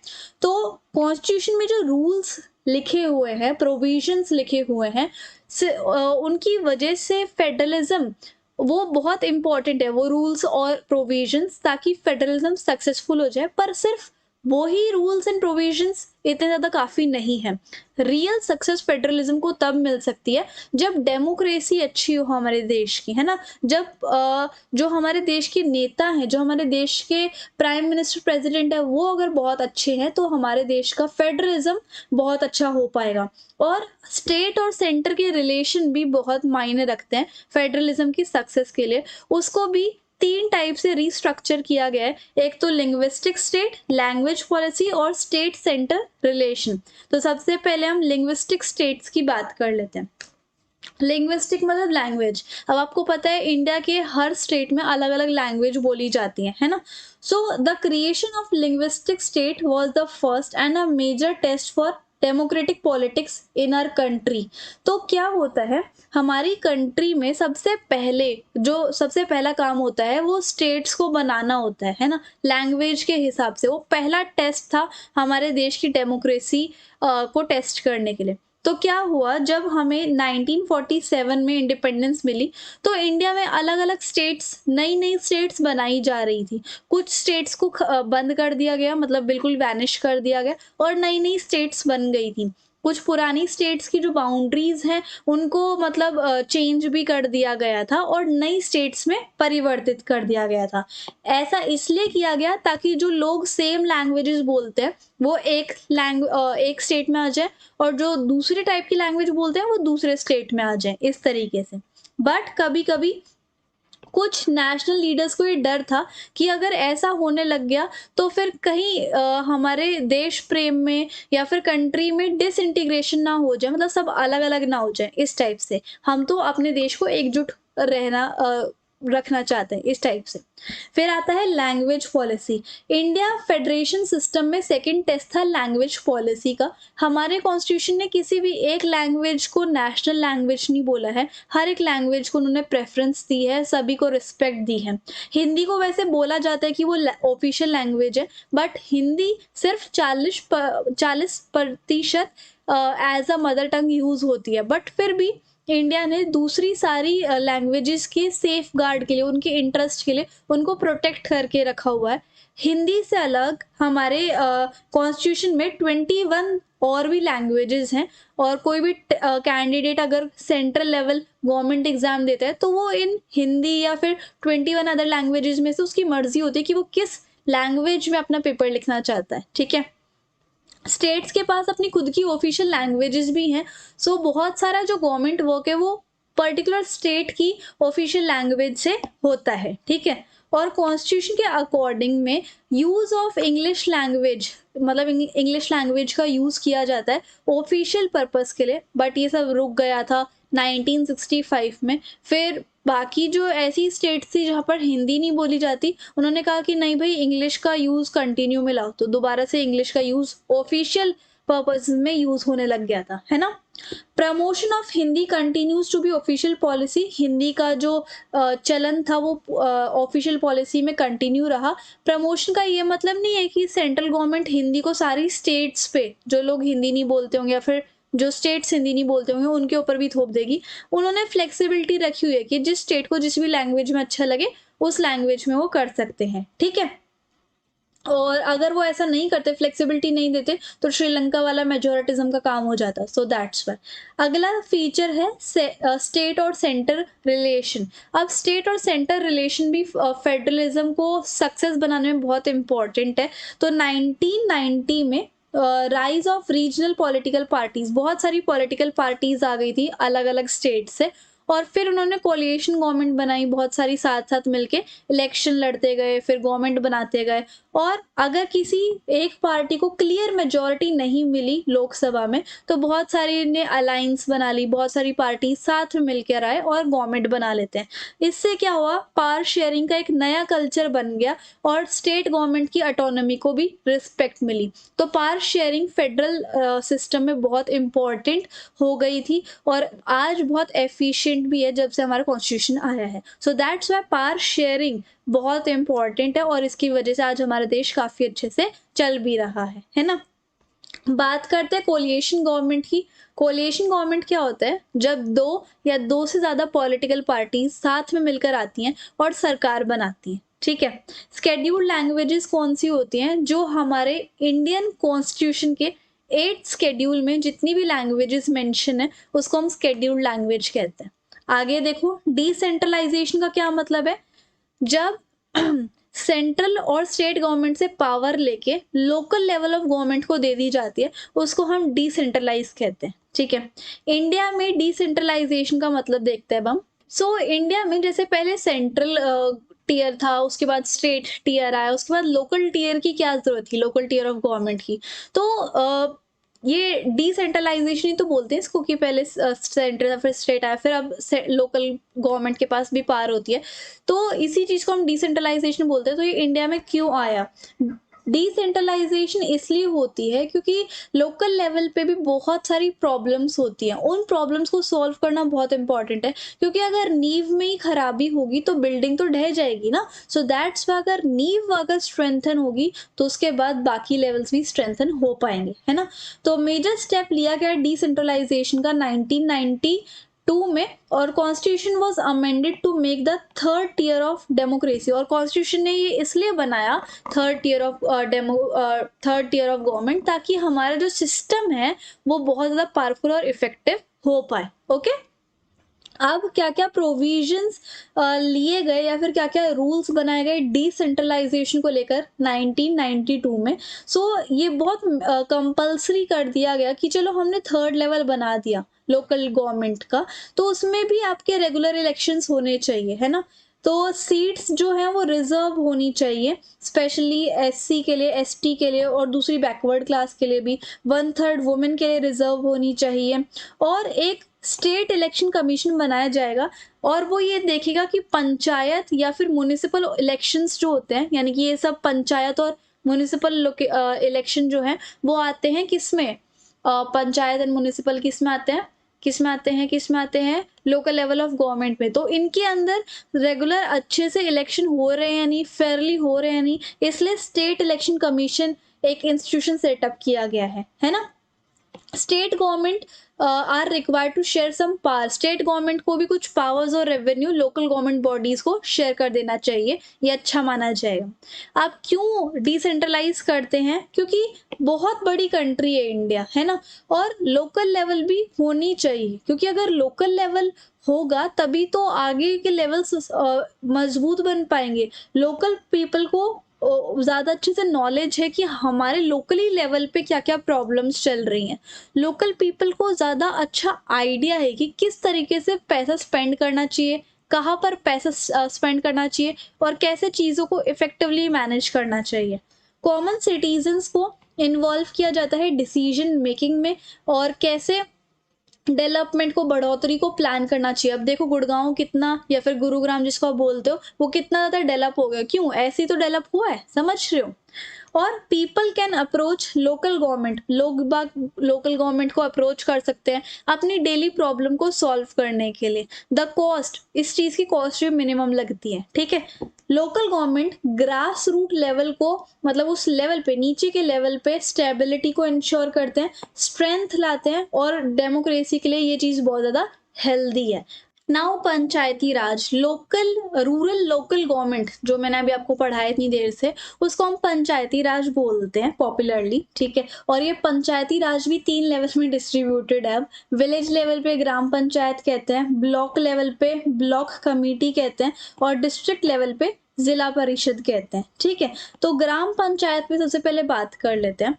हर एक विलेज या फिर group of village in some states बहुत सारी स्टेट्स में हर एक विलेज या फिर ग्रुप ऑफ विलेज में ग्राम पंचायत होती है, ठीक है। उसमें एक पंच होता है, एक प्रेसिडेंट होता है जिसको हम सरपंच बोलते हैं, ठीक है। और ये सब कौन इलेक्ट करते हैं? पंच और सरपंच, विलेज वाले लोग, ठीक है, एंटायर विलेज के। पूरी विलेज मिलके डिसीजन बनाती है। पंचायत जो है ग्राम सभा के सुपरविजन में होती है। ग्राम सभा मतलब गांव वाले, और गांव वाले सुपरवाइज करते हैं किसको? पंचायत को। It has to meet at least twice or thrice in a year to approve the annual budget of ग्राम पंचायत, कि ग्राम पंचायत का कितना बजट होना चाहिए और ग्राम पंचायत की क्या क्या परफॉर्मेंस है उसको रिव्यू करना किसका काम है? ग्राम सभा का, ठीक है। यानी गांव वाले। ग्राम सभा मतलब जितने भी विलेज के एडल्ट पीपल है, 18 अबव है, ओके। ग्राम सभा के क्या क्या फंक्शंस है ये भी देख लो। ग्राम पंचायत के मेंबर्स को इलेक्ट करना, ग्राम पंचायत के परफॉर्मेंस को रिव्यू करना कि भाई अच्छे से काम कर रही है या नहीं कर रही, ग्राम पंचायत के वर्क को सुपरवाइज करना, ये सब ग्राम सभा का काम है। पंचायत समिति जो दूसरा लेवल है वो देख लेते हैं। लोकल गवर्नमेंट फिर दूसरे लेवल पे जाती है, डिस्ट्रिक्ट लेवल पे। तो क्या होता है, कई सारी ग्राम पंचायत मिलके ग्रुप में आके पंचायत समिति बना लेती हैं, जिसको आप ब्लॉक या फिर मंडल भी कहते हो, है ना। तो मेंबर्स जो होते हैं पंचायत समिति के, वो कौन इलेक्ट करता है? Are elected by all the panchayat members, सारे पंचायत मेंबर्स के द्वारा इलेक्ट की जाती हैं।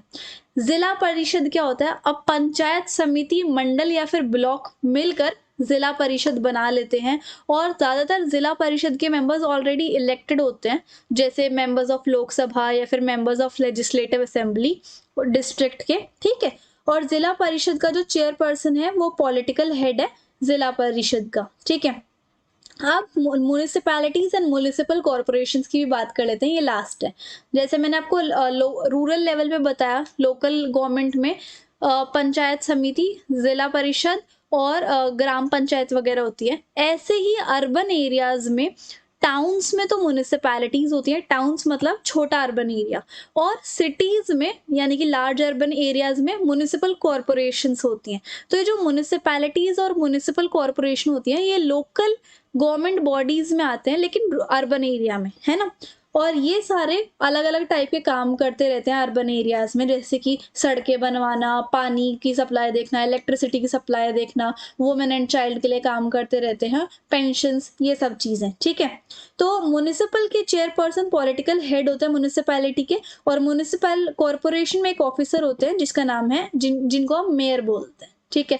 तो यही था बस इस चैप्टर में, फेडरलिज्म में। बहुत आसान सा चैप्टर था, अगर आप याद करोगे तो। कोई भी डाउट है आप मुझे इंस्टाग्राम पे फॉलो करके डीएम कर सकते हो। स्टडी मटेरियल चाहिए तो आप वो टेलीग्राम पे आपको मिल जाएगा, सबकी लिंक आपको डिस्क्रिप्शन बॉक्स में मिल जाएगी। So if you like the video and the explanation then please like, share, comment and subscribe the channel. Thank you so much. Hello everyone, स्वागत है आपका हमारे प्यारे से चैनल बहन्स पढ़ाई में। आज हम करेंगे अपना सिविक्स का last chapter which is outcomes of democracy. बहुत ही अच्छा सा चैप्टर है और प्यारा सा छोटा सा चैप्टर है, तो इसमें इतनी टेंशन लेने वाली बात नहीं है। हाँ, जिन नोट्स से मैं पढ़ा रही हूँ वो मैंने नोट्स लिए हैं इनोवेटिव ज्ञान वेबसाइट से, जिनकी लिंक मैंने डिस्क्रिप्शन बॉक्स में दे दी है, अगर आपको देखना है तो यू कैन एक्सेस, ठीक है। और उसके बाद ये जो चैप्टर है ना, इसमें ये बताया हुआ है कि जैसे मैंने आपको हमेशा से बताया कि हमारी इंडिया में डेमोक्रेसी है। डेमोक्रेसी क्या होती है? जिसमें हम लोग जो मतलब 18 प्लस होते हैं, वो वोटिंग के थ्रू अपना जो लीडर है देश का वो खुद चुनते हैं, ठीक है? और तो डेमोक्रेसी में जो बोला जाता है कि हर एक इंडिविजुअल इक्वल है, सबके पास ये राइट है कि वो अपना लीडर खुद चुन सकते हैं और इकोनॉमी अच्छी होती है और काफ़ी अच्छे मतलब सबको वो एक बराबर समझते हैं। तो डेमोक्रेसी एक अच्छा सिस्टम है, सबको पता है ना? तो इसके क्या आउटकम्स हैं? क्या डेमोक्रेसी के जितनी अच्छी हम डेमोक्रेसी समझते हैं, क्या सच में उतनी अच्छी है? What is the real picture of democracy वो हमें इस चैप्टर में बताया हुआ है, ठीक है? So let's understand this chapter without any देरी और हम कम से कम टाइम में फुली डिटेल के साथ इस चैप्टर को कंप्लीट करेंगे, okay? So first thing we need to know is democracy. तो डेमोक्रेसी एक टाइप की गवर्नमेंट है, एक टाइप की सरकार है और ये बहुत इम्पॉर्टेंट एंड फेमस डेफिनेशन है डेमोक्रेसी की। Is a government, democracy is a government of the people, by the people and for the people, ठीक है? तो ये लोगों के लिए है, लोगों से है और लोगों की सरकार है। तो इस तरीके से इसका मीनिंग है। और डिक्टेटरशिप क्या होती है? डिक्टेटरशिप इज जो एक इंसान कब्जा करके बैठ जाए, लाइक मिलिट्री कब्जा करके बैठ जाए, लाइक दैट, ठीक है? और वो किसी भी कॉन्स्टिट्यूशन की बात को ना माने, लॉज के हिसाब से चले ही ना, कॉन्स्टिट्यूशन के हिसाब से चले ही ना, तो वो होती है dictatorship. Form of government in which one person या फिर small group possesses absolute power without effective constitutional limitations, ठीक है? How do we access democracy outcomes, की किस तरीके से हम डेमोक्रेसी के आउटकम्स को एक्सेस कर सकते हैं या फिर मतलब देख सकते हैं कि क्या डेमोक्रेसी के आउटकम्स हैं? तो जो एक्सपेक्टेड किए जाते हैं, मतलब जो एक्सपेक्टेशंस होती हैं और जो एक्चुअल आउटकम्स होती हैं डेमोक्रेसी के, वो एक्सेस किए जा सकते हैं बाय क्वालिटी ऑफ गवर्नमेंट, ठीक है? By the quality of government, economic wellbeing, inequality, social differences, freedom and dignity, कि किस टाइप की सरकार चल रही है देश में, अच्छी चल रही है, अच्छे फैसले ले रही है, बुरी चल रही है, बुरे फैसले ले रही है, इकोनॉमी सही चल रही है, मतलब काम धंधा सबका अच्छा चल रहा है या नहीं चल रहा, पैसे आ रहे हैं या नहीं आ रहे, इनइक्वालिटी तो नहीं है, मतलब किसी के पास ज़्यादा आ रहे, किसी के पास कम आ रहे, किसी के पास बिल्कुल ही नहीं आ रहे, ऐसा कुछ है क्या? सोशल डिफरेंस, कोई एक ग्रुप ज़्यादा सुपीरियर है, कोई इन्फीरियर है, ऐसा तो नहीं है।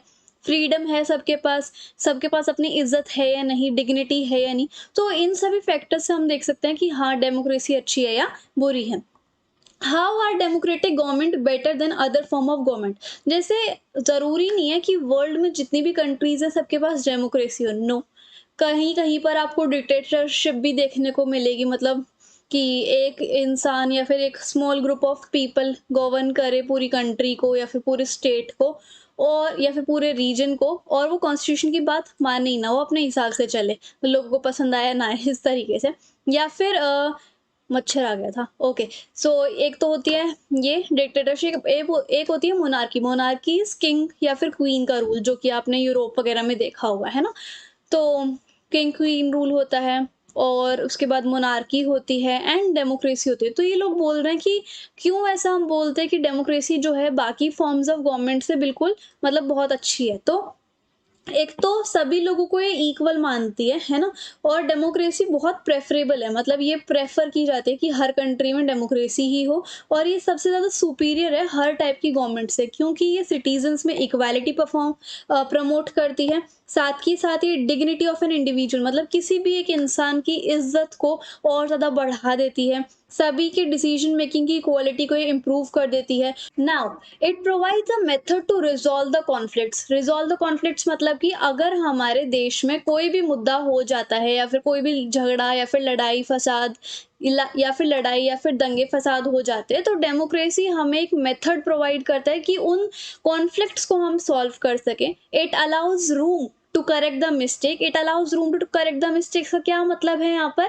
कि हम जो है अगर कोई भी मिस्टेक हो जाती है तो उसके करेक्शन का भी प्रोविजन हमें डेमोक्रेसी प्रोवाइड करती है, ठीक है? डेमोक्रेसी प्रोवाइड्स एंड यहाँ पर एक मिस्टेक हो गई है, एंड नहीं है, एन आएगा यहाँ पर, ठीक है? तो ये आप करेक्ट कर लेना। So democracy provides an accountable, responsible and legitimate government. इसका क्या मतलब है? कि डेमोक्रेसी एक ऐसी सरकार है, एक ऐसी गवर्नमेंट है जो कि लोगों को आंसरेबल है कि उन्होंने ऐसा एक्शन क्यों लिया, उन्होंने ऐसा लॉ क्यों पास किया, वो रिस्पॉन्सिव है कि मतलब रिस्पॉन्सिबल भी है, एक तरीके से रिस्पॉन्स भी करती है लोगों का, या फिर हर चीज़ का, हर मुद्दे का वो रिस्पॉन्स करती है। ऐसा नहीं है कि वो स्टिल बैठी रहती है। एक लेजिटिमेट गवर्नमेंट है ना? लॉफुल गवर्नमेंट है, लॉज़ के कॉन्स्टिट्यूशन के हिसाब से चलती है। So democracy is superior than any form of government. तो करेक्शन आप कर लेना इसमें। Next is political outcomes. अब क्या डेमोक्रेसी पॉलिटिकली कैसे निकलती है वो हम देखते हैं। डेमोक्रेसी पॉलिटिकली काफ़ी अच्छी गवर्नमेंट है, क्योंकि ये अकाउंटेबल, रिस्पॉन्सिव और लेजिटिमेट गवर्नमेंट जो है वो प्रोड्यूस करती है। ठीक है। Is the democratic government efficient, is it effective? Efficient या फिर इफेक्टिव क्या होता है कि जो कॉस्ट फ्रेंडली हो, या फिर जो टाइम कंज्यूमिंग ना हो, है ना? मतलब वो ज़्यादा टाइम ना लगाए और ज़्यादा पैसा भी ना लगाए, है ना? सो क्या डेमोक्रेटिक गवर्नमेंट काफ़ी एफिशिएंट और इफेक्टिव है? सो हम बाकी गवर्नमेंट को अगर इमेजिन करें, तो बाकी गवर्नमेंट जैसे मोनार्की हो गई आपकी, या फिर डिक्टेटरशिप हो गई, तो वो सब क्या करते हैं, बहुत जल्दी जल्दी डिसीजंस ले लेते हैं। समझ रहे हो? क्योंकि उनको तो अपने मन की करनी होती है, वो बाकी लोगों से सलाह नहीं करते हैं, है ना? But it may take decision that are not accepted by people. लेकिन वो जो है ऐसा डिसीजंस लेते हैं जो कि मतलब लोगों के द्वारा एक्सेप्ट नहीं किए जाते, इसलिए उन्हें बाद में प्रॉब्लम होती है आगे जाके, है ना?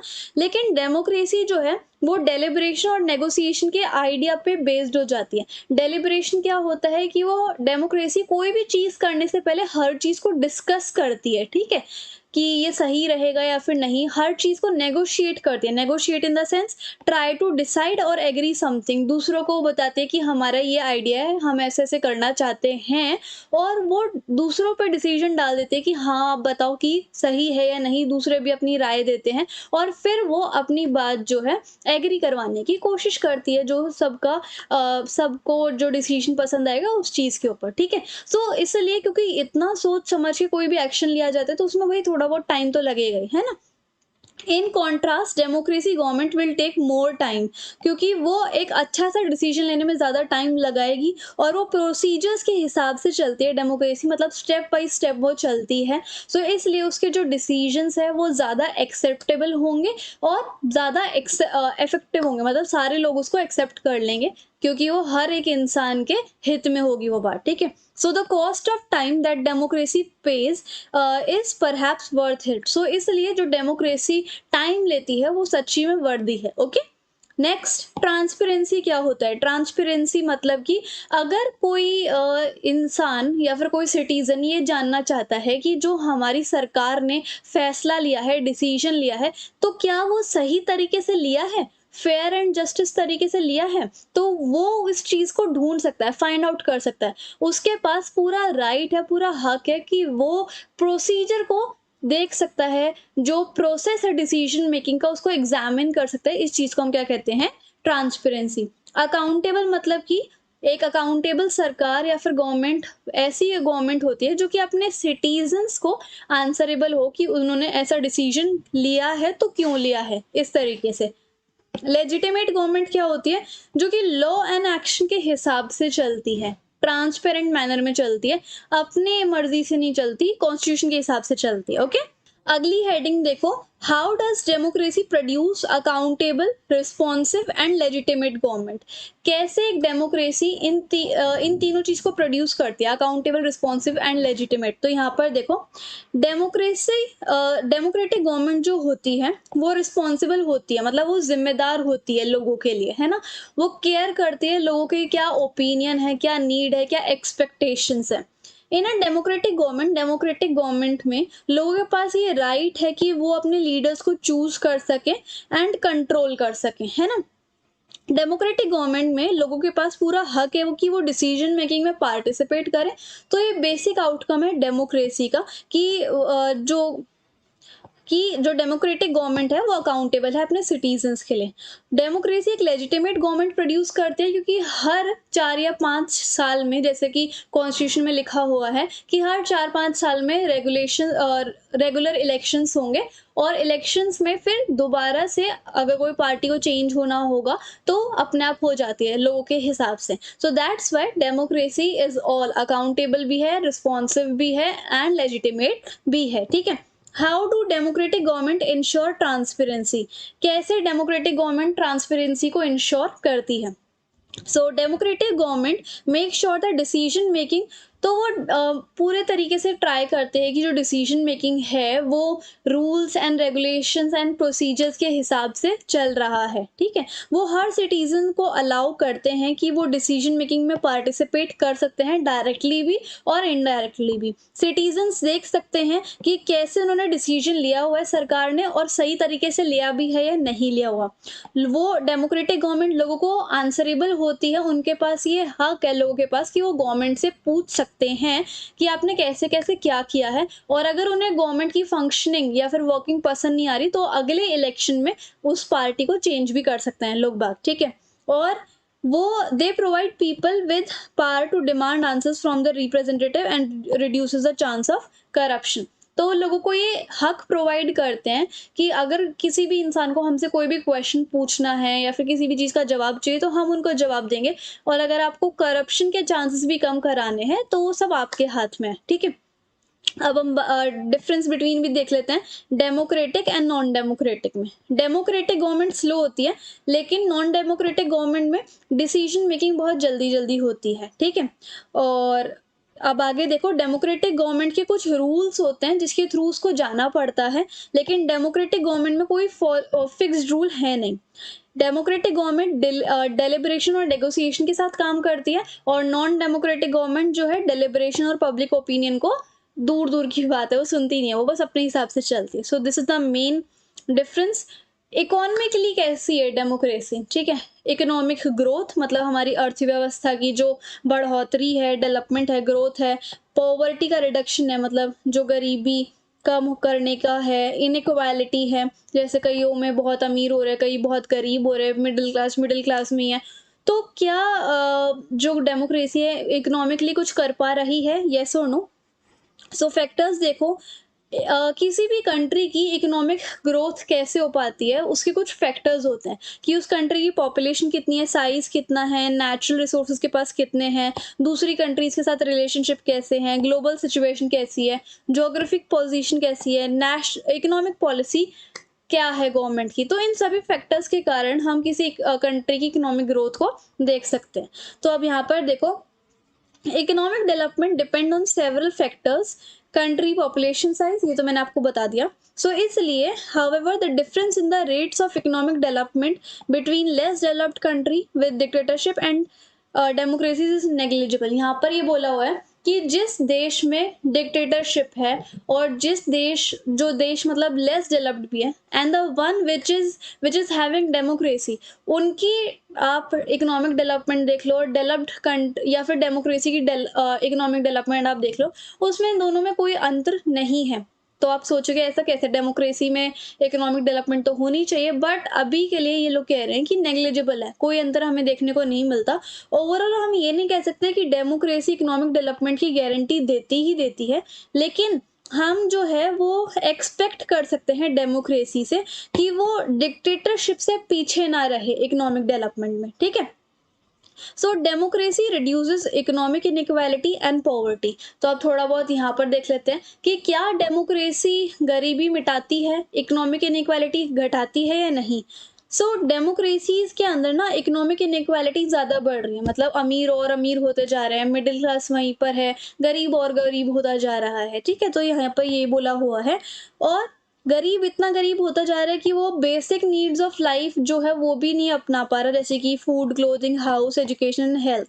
सो डेमोक्रेटिकली इलेक्टेड गवर्नमेंट जो होती है उनको पॉवर्टी हटाने के लिए जोरों शोरों से लग जाना चाहिए, वेलफेयर स्कीम्स चालू करनी चाहिए गरीबी हटाने के लिए। और डेमोक्रेसी को सिर्फ वेलफेयर स्कीम नहीं बनानी चाहिए, बट ये भी देखना चाहिए कि रिजर्वेशन भी देना चाहिए हमें बैकवर्ड पीपल को, जॉब्स में, इलेक्शंस में, एजुकेशनल इंस्टीट्यूशंस में, ठीक है। Now 4 ways in which democracy have been able to reduce inequality and poverty।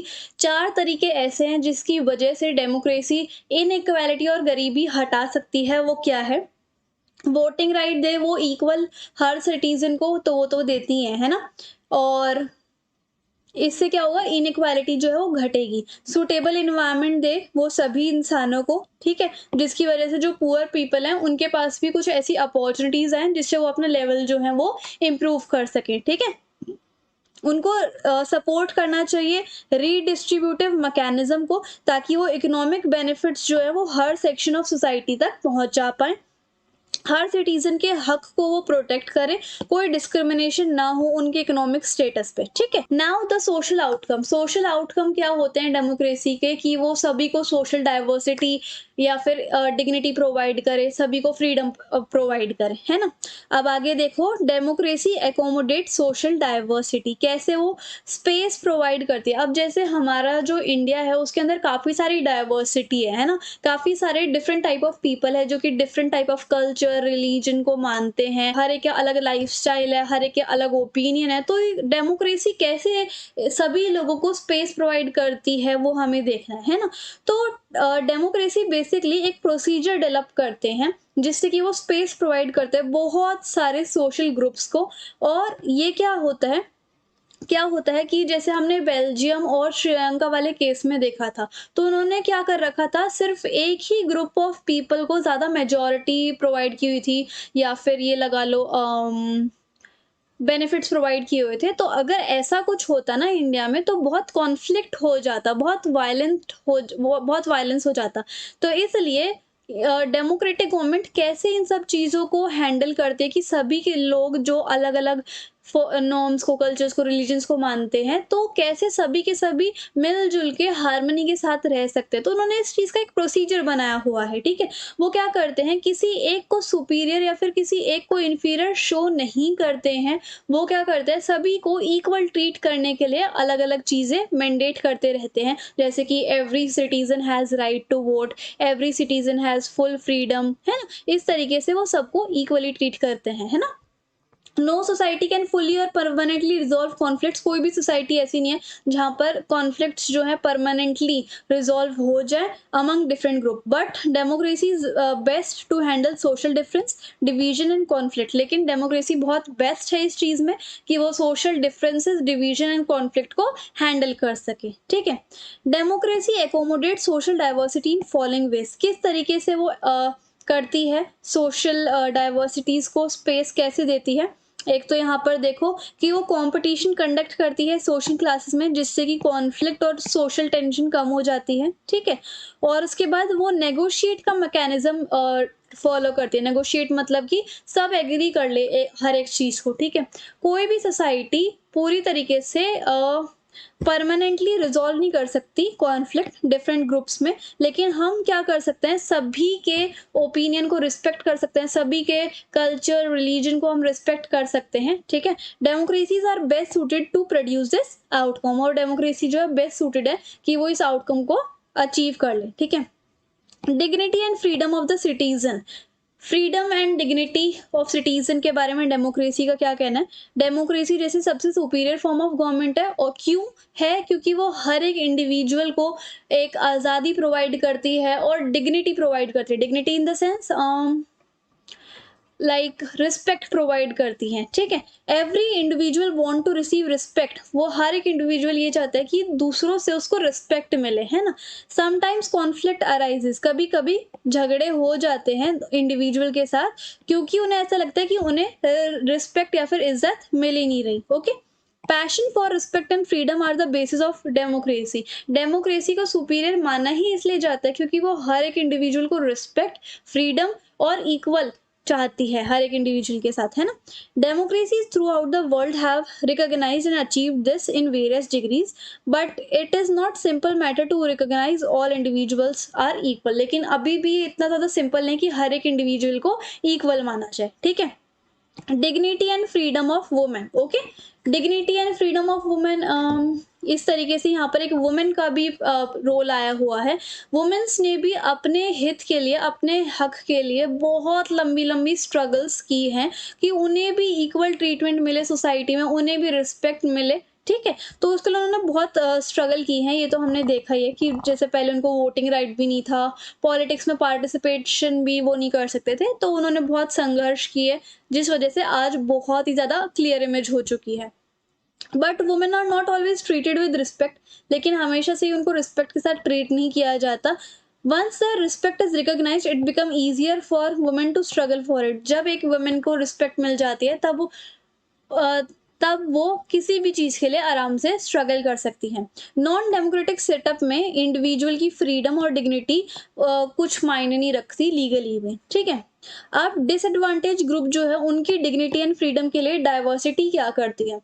जो हमारे देश में डिसएडवांटेज, जिनको कोई एडवांटेज नहीं मिल पाता और जिन कास्ट के साथ डिस्क्रिमिनेशन होता है, डेमोक्रेसी उनके लिए equal status and equal opportunity के लिए क्लेम करती है और सच में वो करती भी है ना?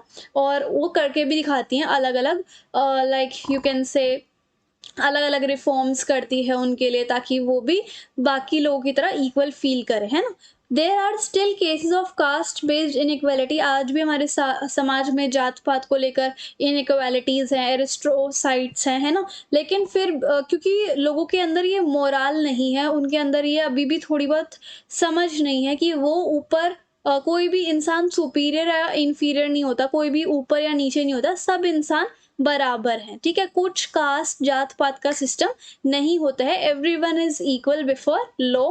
हर एक इंसान के पास खुद की फ्रीडम है, डिग्निटी है, रिस्पेक्ट है।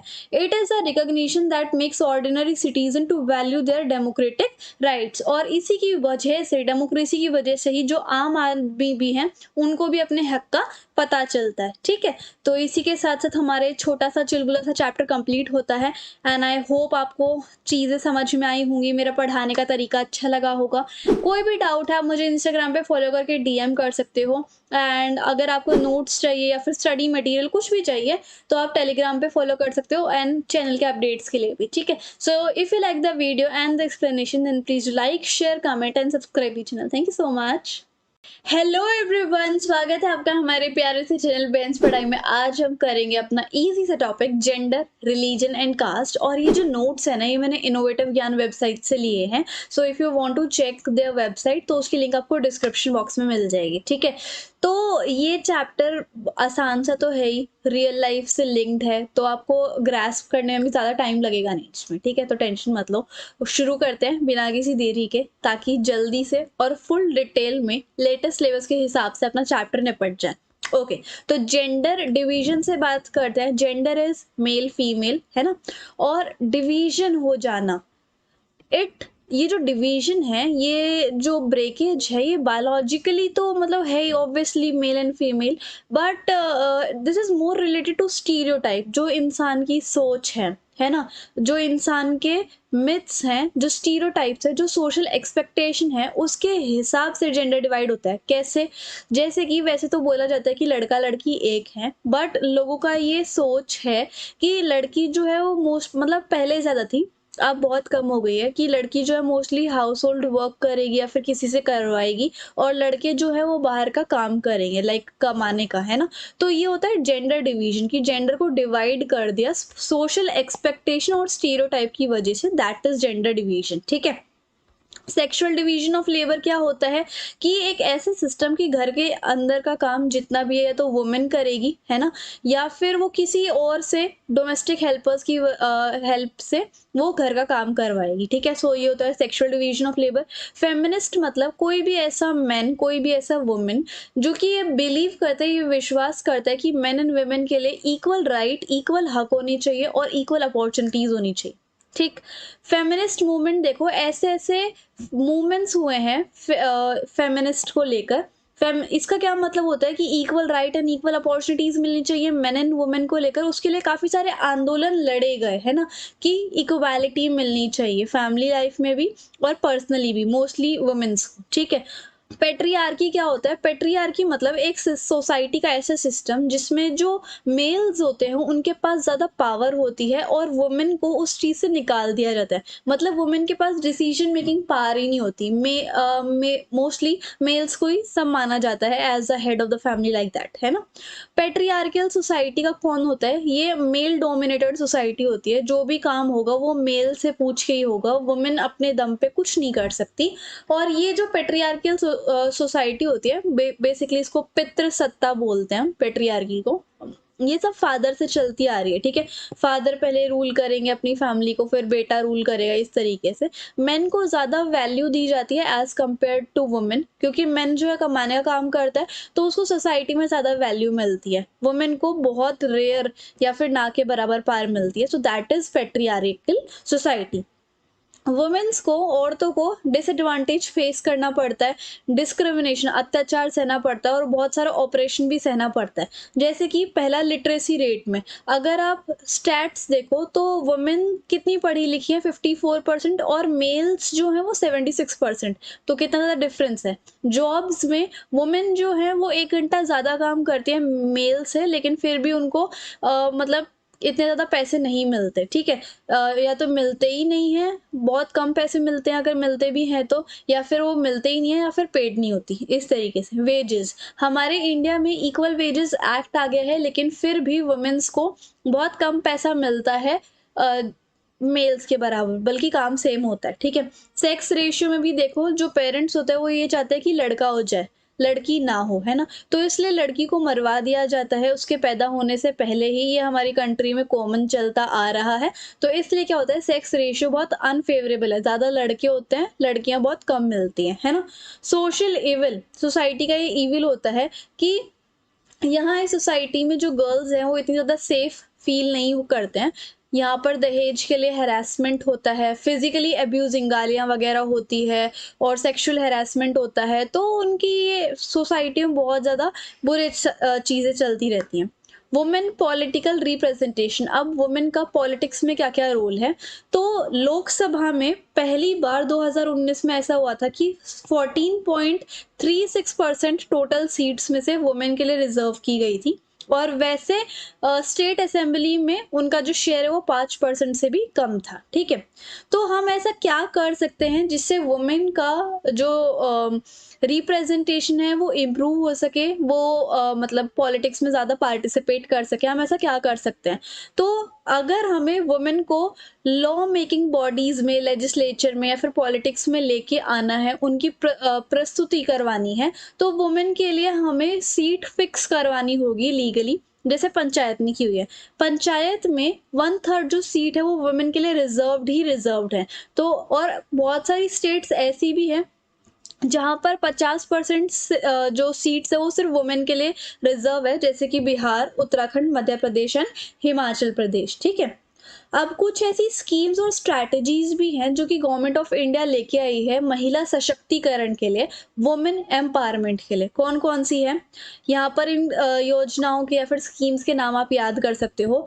Act prohibiting the practice of sati, ठीक है? The Hindu widow remarriage act, the married women property act, Rajiv Gandhi national creche scheme working women के लिए, training, support to training and employment programme for women, Indira Gandhi Matritva Sahyog Yojana, Kishori Shakti Yojana, dowry prohibition act, protection of women from domestic violation act 2005, the prenatal diagnostic techniques act, the equal remuneration act, ये सब acts आ गए हैं। Religion, communalism and politics अब हमारा next topic है। तो politics में भी काफ़ी ज़्यादा रिलीजन को लेकर डिफरेंसेस आते हैं। अब कैसे-कैसे? जैसे हमारे इंडिया में बहुत सारे लोग अलग-अलग टाइप के रिलीजन को फॉलो करते हैं। कोई जैन रिलीजन को फॉलो करता है, कोई हिंदुइज़्म को, कोई इस्लाम को, कोई सिखिज़्म को, कोई क्रिश्चियनिटी को फॉलो करता है, कोई बुद्धिज़्म फॉलो करता है ना? अलग-अलग बहुत सारे लोग डिफरेंट-डिफरेंट रिलीजन्स को फॉलो करते हैं। तो लेकिन पॉलिटिक्स में भी रिलीजन आ जाता है, जिसकी वजह से काफ़ी सारे दंगे फसाद होते हैं, तो उसी चीज़ के बारे में हमें पढ़ना है, ठीक है, पॉलिटिक्स में। तो जो ह्यूमन राइट एक्टिविस्ट होते हैं, जो कि इंसानों के हक के लिए लड़ते हैं ना, वो बहुत दुखी रहते हैं कि लोग जो माइनॉरिटी रिलीजियस कम्युनिटी से बिलोंग करते हैं, जैसे कि हमारे देश में बहुत सारे रिलीजन को माइनर समझा जाता है ना? तो और जो कि बहुत गलत चीज़ है, तो उन माइनॉरिटी रिलीजियस कम्युनिटी को बहुत ज़्यादा सोसाइटी सफ़र करवाती है। तो ह्यूमन राइट एक्टिविस्ट उन लोगों के लिए बहुत ज़्यादा दुखी रहते हैं, और स्पेशली जब भी हमारे देश में दंगे फसाद होते हैं या फिर कोई भी वायलेंस होता है, तो वहाँ पर वही लोग, माइनॉरिटी रिलीजियस कम्युनिटी लोग ही वो सब कर रहे होते हैं, है ना? गांधी जी ने कहा है, religion can never be separated from politics but meant moral values from all the religion. उन्होंने ये कहा है कि रिलीजन वैसे पॉलिटिक्स से कभी भी अलग नहीं होता हो सकता, बट हमें हर रिलीजन से मोरल वैल्यूज ले लेनी चाहिए। जैसे इस्लाम की मोरल वैल्यूज क्या है, हिंदुइज्म की क्या है, बुद्धिज्म की क्या है, जैनिज्म की क्या है ना, और क्रिश्चियनिटी की क्या है, सिखिज्म की क्या है, सबकी मोरल वैल्यूज से हमें सीखना चाहिए, ऐसे होना चाहिए, ठीक है। ह्यूमन राइट ग्रुप ने कहा है कि हमारी कंट्री में जितने भी दंगे फसाद होते हैं वो रिलीजियस माइनॉरिटी के लोगों से ही किए जाते हैं। और वुमेन मूवमेंट में क्या होता है, family laws of all the religion discriminate against the women, कि वुमेन के ऊपर जितने भी अत्याचार होते हैं तो हर रिलीजन में कुछ ना कुछ फैमिली लॉज होते हैं जिसकी वजह से वुमेन्स के ऊपर डिस्क्रिमिनेशन नहीं होता है, ठीक है। अब बापू ने एक बात कही थी, हमारे महात्मा गांधी जी ने, कि religion can never be separated from politics. इसका क्या मतलब है? गांधी जी के अकॉर्डिंग रिलीजन जो है वो इसका मतलब ये नहीं होता कि हिंदुइज्म या फिर इस्लाम, रिलीजन का सिर्फ इतना मतलब नहीं होता, बट ये है कि हमारे देश में जितने भी लोग जितने भी रिलीजन को फॉलो करते हैं उन सब में से हमें अच्छी आदतें या फिर मोरल वैल्यूज जो है वो सीख लेनी चाहिए, ठीक है। Politics must be guided by ethics drawn from the religion, और रिलीजन से जितनी भी अच्छी बातें एथिक्स आती हैं, जो जिन चीज़ों से हमारी लाइफ सुधर सकती है, पॉलिटिक्स को उन सब चीज़ों पे ध्यान देना चाहिए। ये नहीं होना चाहिए कि किसी एक रिलीजन को सपोर्ट करना चाहिए, है ना। फैमिली लॉज क्या होते हैं? ऐसे लॉज जो कि फैमिली से रिलेटेड डील करते हैं, फैमिली या फिर फैमिली रिलेटेड मैटर से वो लॉज डील करते हैं, जैसे कि मैरिज से रिलेटेड, डाइवोर्स से रिलेटेड, एडॉप्शन से रिलेटेड, अबॉर्शन से रिलेटेड सारे लॉज जो है फैमिली लॉज के अंदर आते हैं। अब मेन चीज स्टार्ट होती है, इस टर्म को ध्यान रखना। कम्युनलिज्म क्या होता है? ठीक है, एक ऐसा बिलीव जहां पर फॉलोअर्स जो हैं किसी एक, जैसे कुछ फॉलोअर्स होते हैं किसी एक धर्म को फॉलो करते हैं, वो ये बिलीव करते हैं कि हम जो धर्म या फिर रिलीजन फॉलो करते हैं हमारा ही सारे धर्मों से सुपीरियर है और बाकी सारे धर्म जो है हमसे नीचे नीचे है। तो ये विश्वास जिन लोगों के अंदर हो जाता है उसको हम कम्युनलिज्म कहते हैं, ठीक है। कम्युनल पॉलिटिक्स के बारे में बात करते हैं। ये पॉलिटिक्स या फिर ऐसी कोई पॉलिटिकल पार्टी जो कि इसी बिलीफ के ऊपर बनी है, कम्युनलिज्म के ऊपर बनी है ना, रिलीजन के आइडिया के ऊपर ही बनी है, उसको हम कम्युनल पॉलिटिक्स कहते हैं, ठीक है। Now how communal politics is preferred, कैसे कम्युनल पॉलिटिक्स को प्रेफर किया जाता है। अब यहाँ पर कम्युनलिज्म में क्या होता है, मैंने आपको क्या बताया कि कुछ फॉलोअर्स एक अपने पर्टिकुलर धर्म को मानते हैं और लोग बाग ये सोचते हैं कि वो एक कम्युनिटी से बिलीव करते हैं। जैसे कुछ ग्रुप ऑफ पीपल है, उन्होंने एक धर्म को माना तो वो एक कम्युनिटी बन गए। कम्युनलिज्म में ये थिंकिंग होती है ना।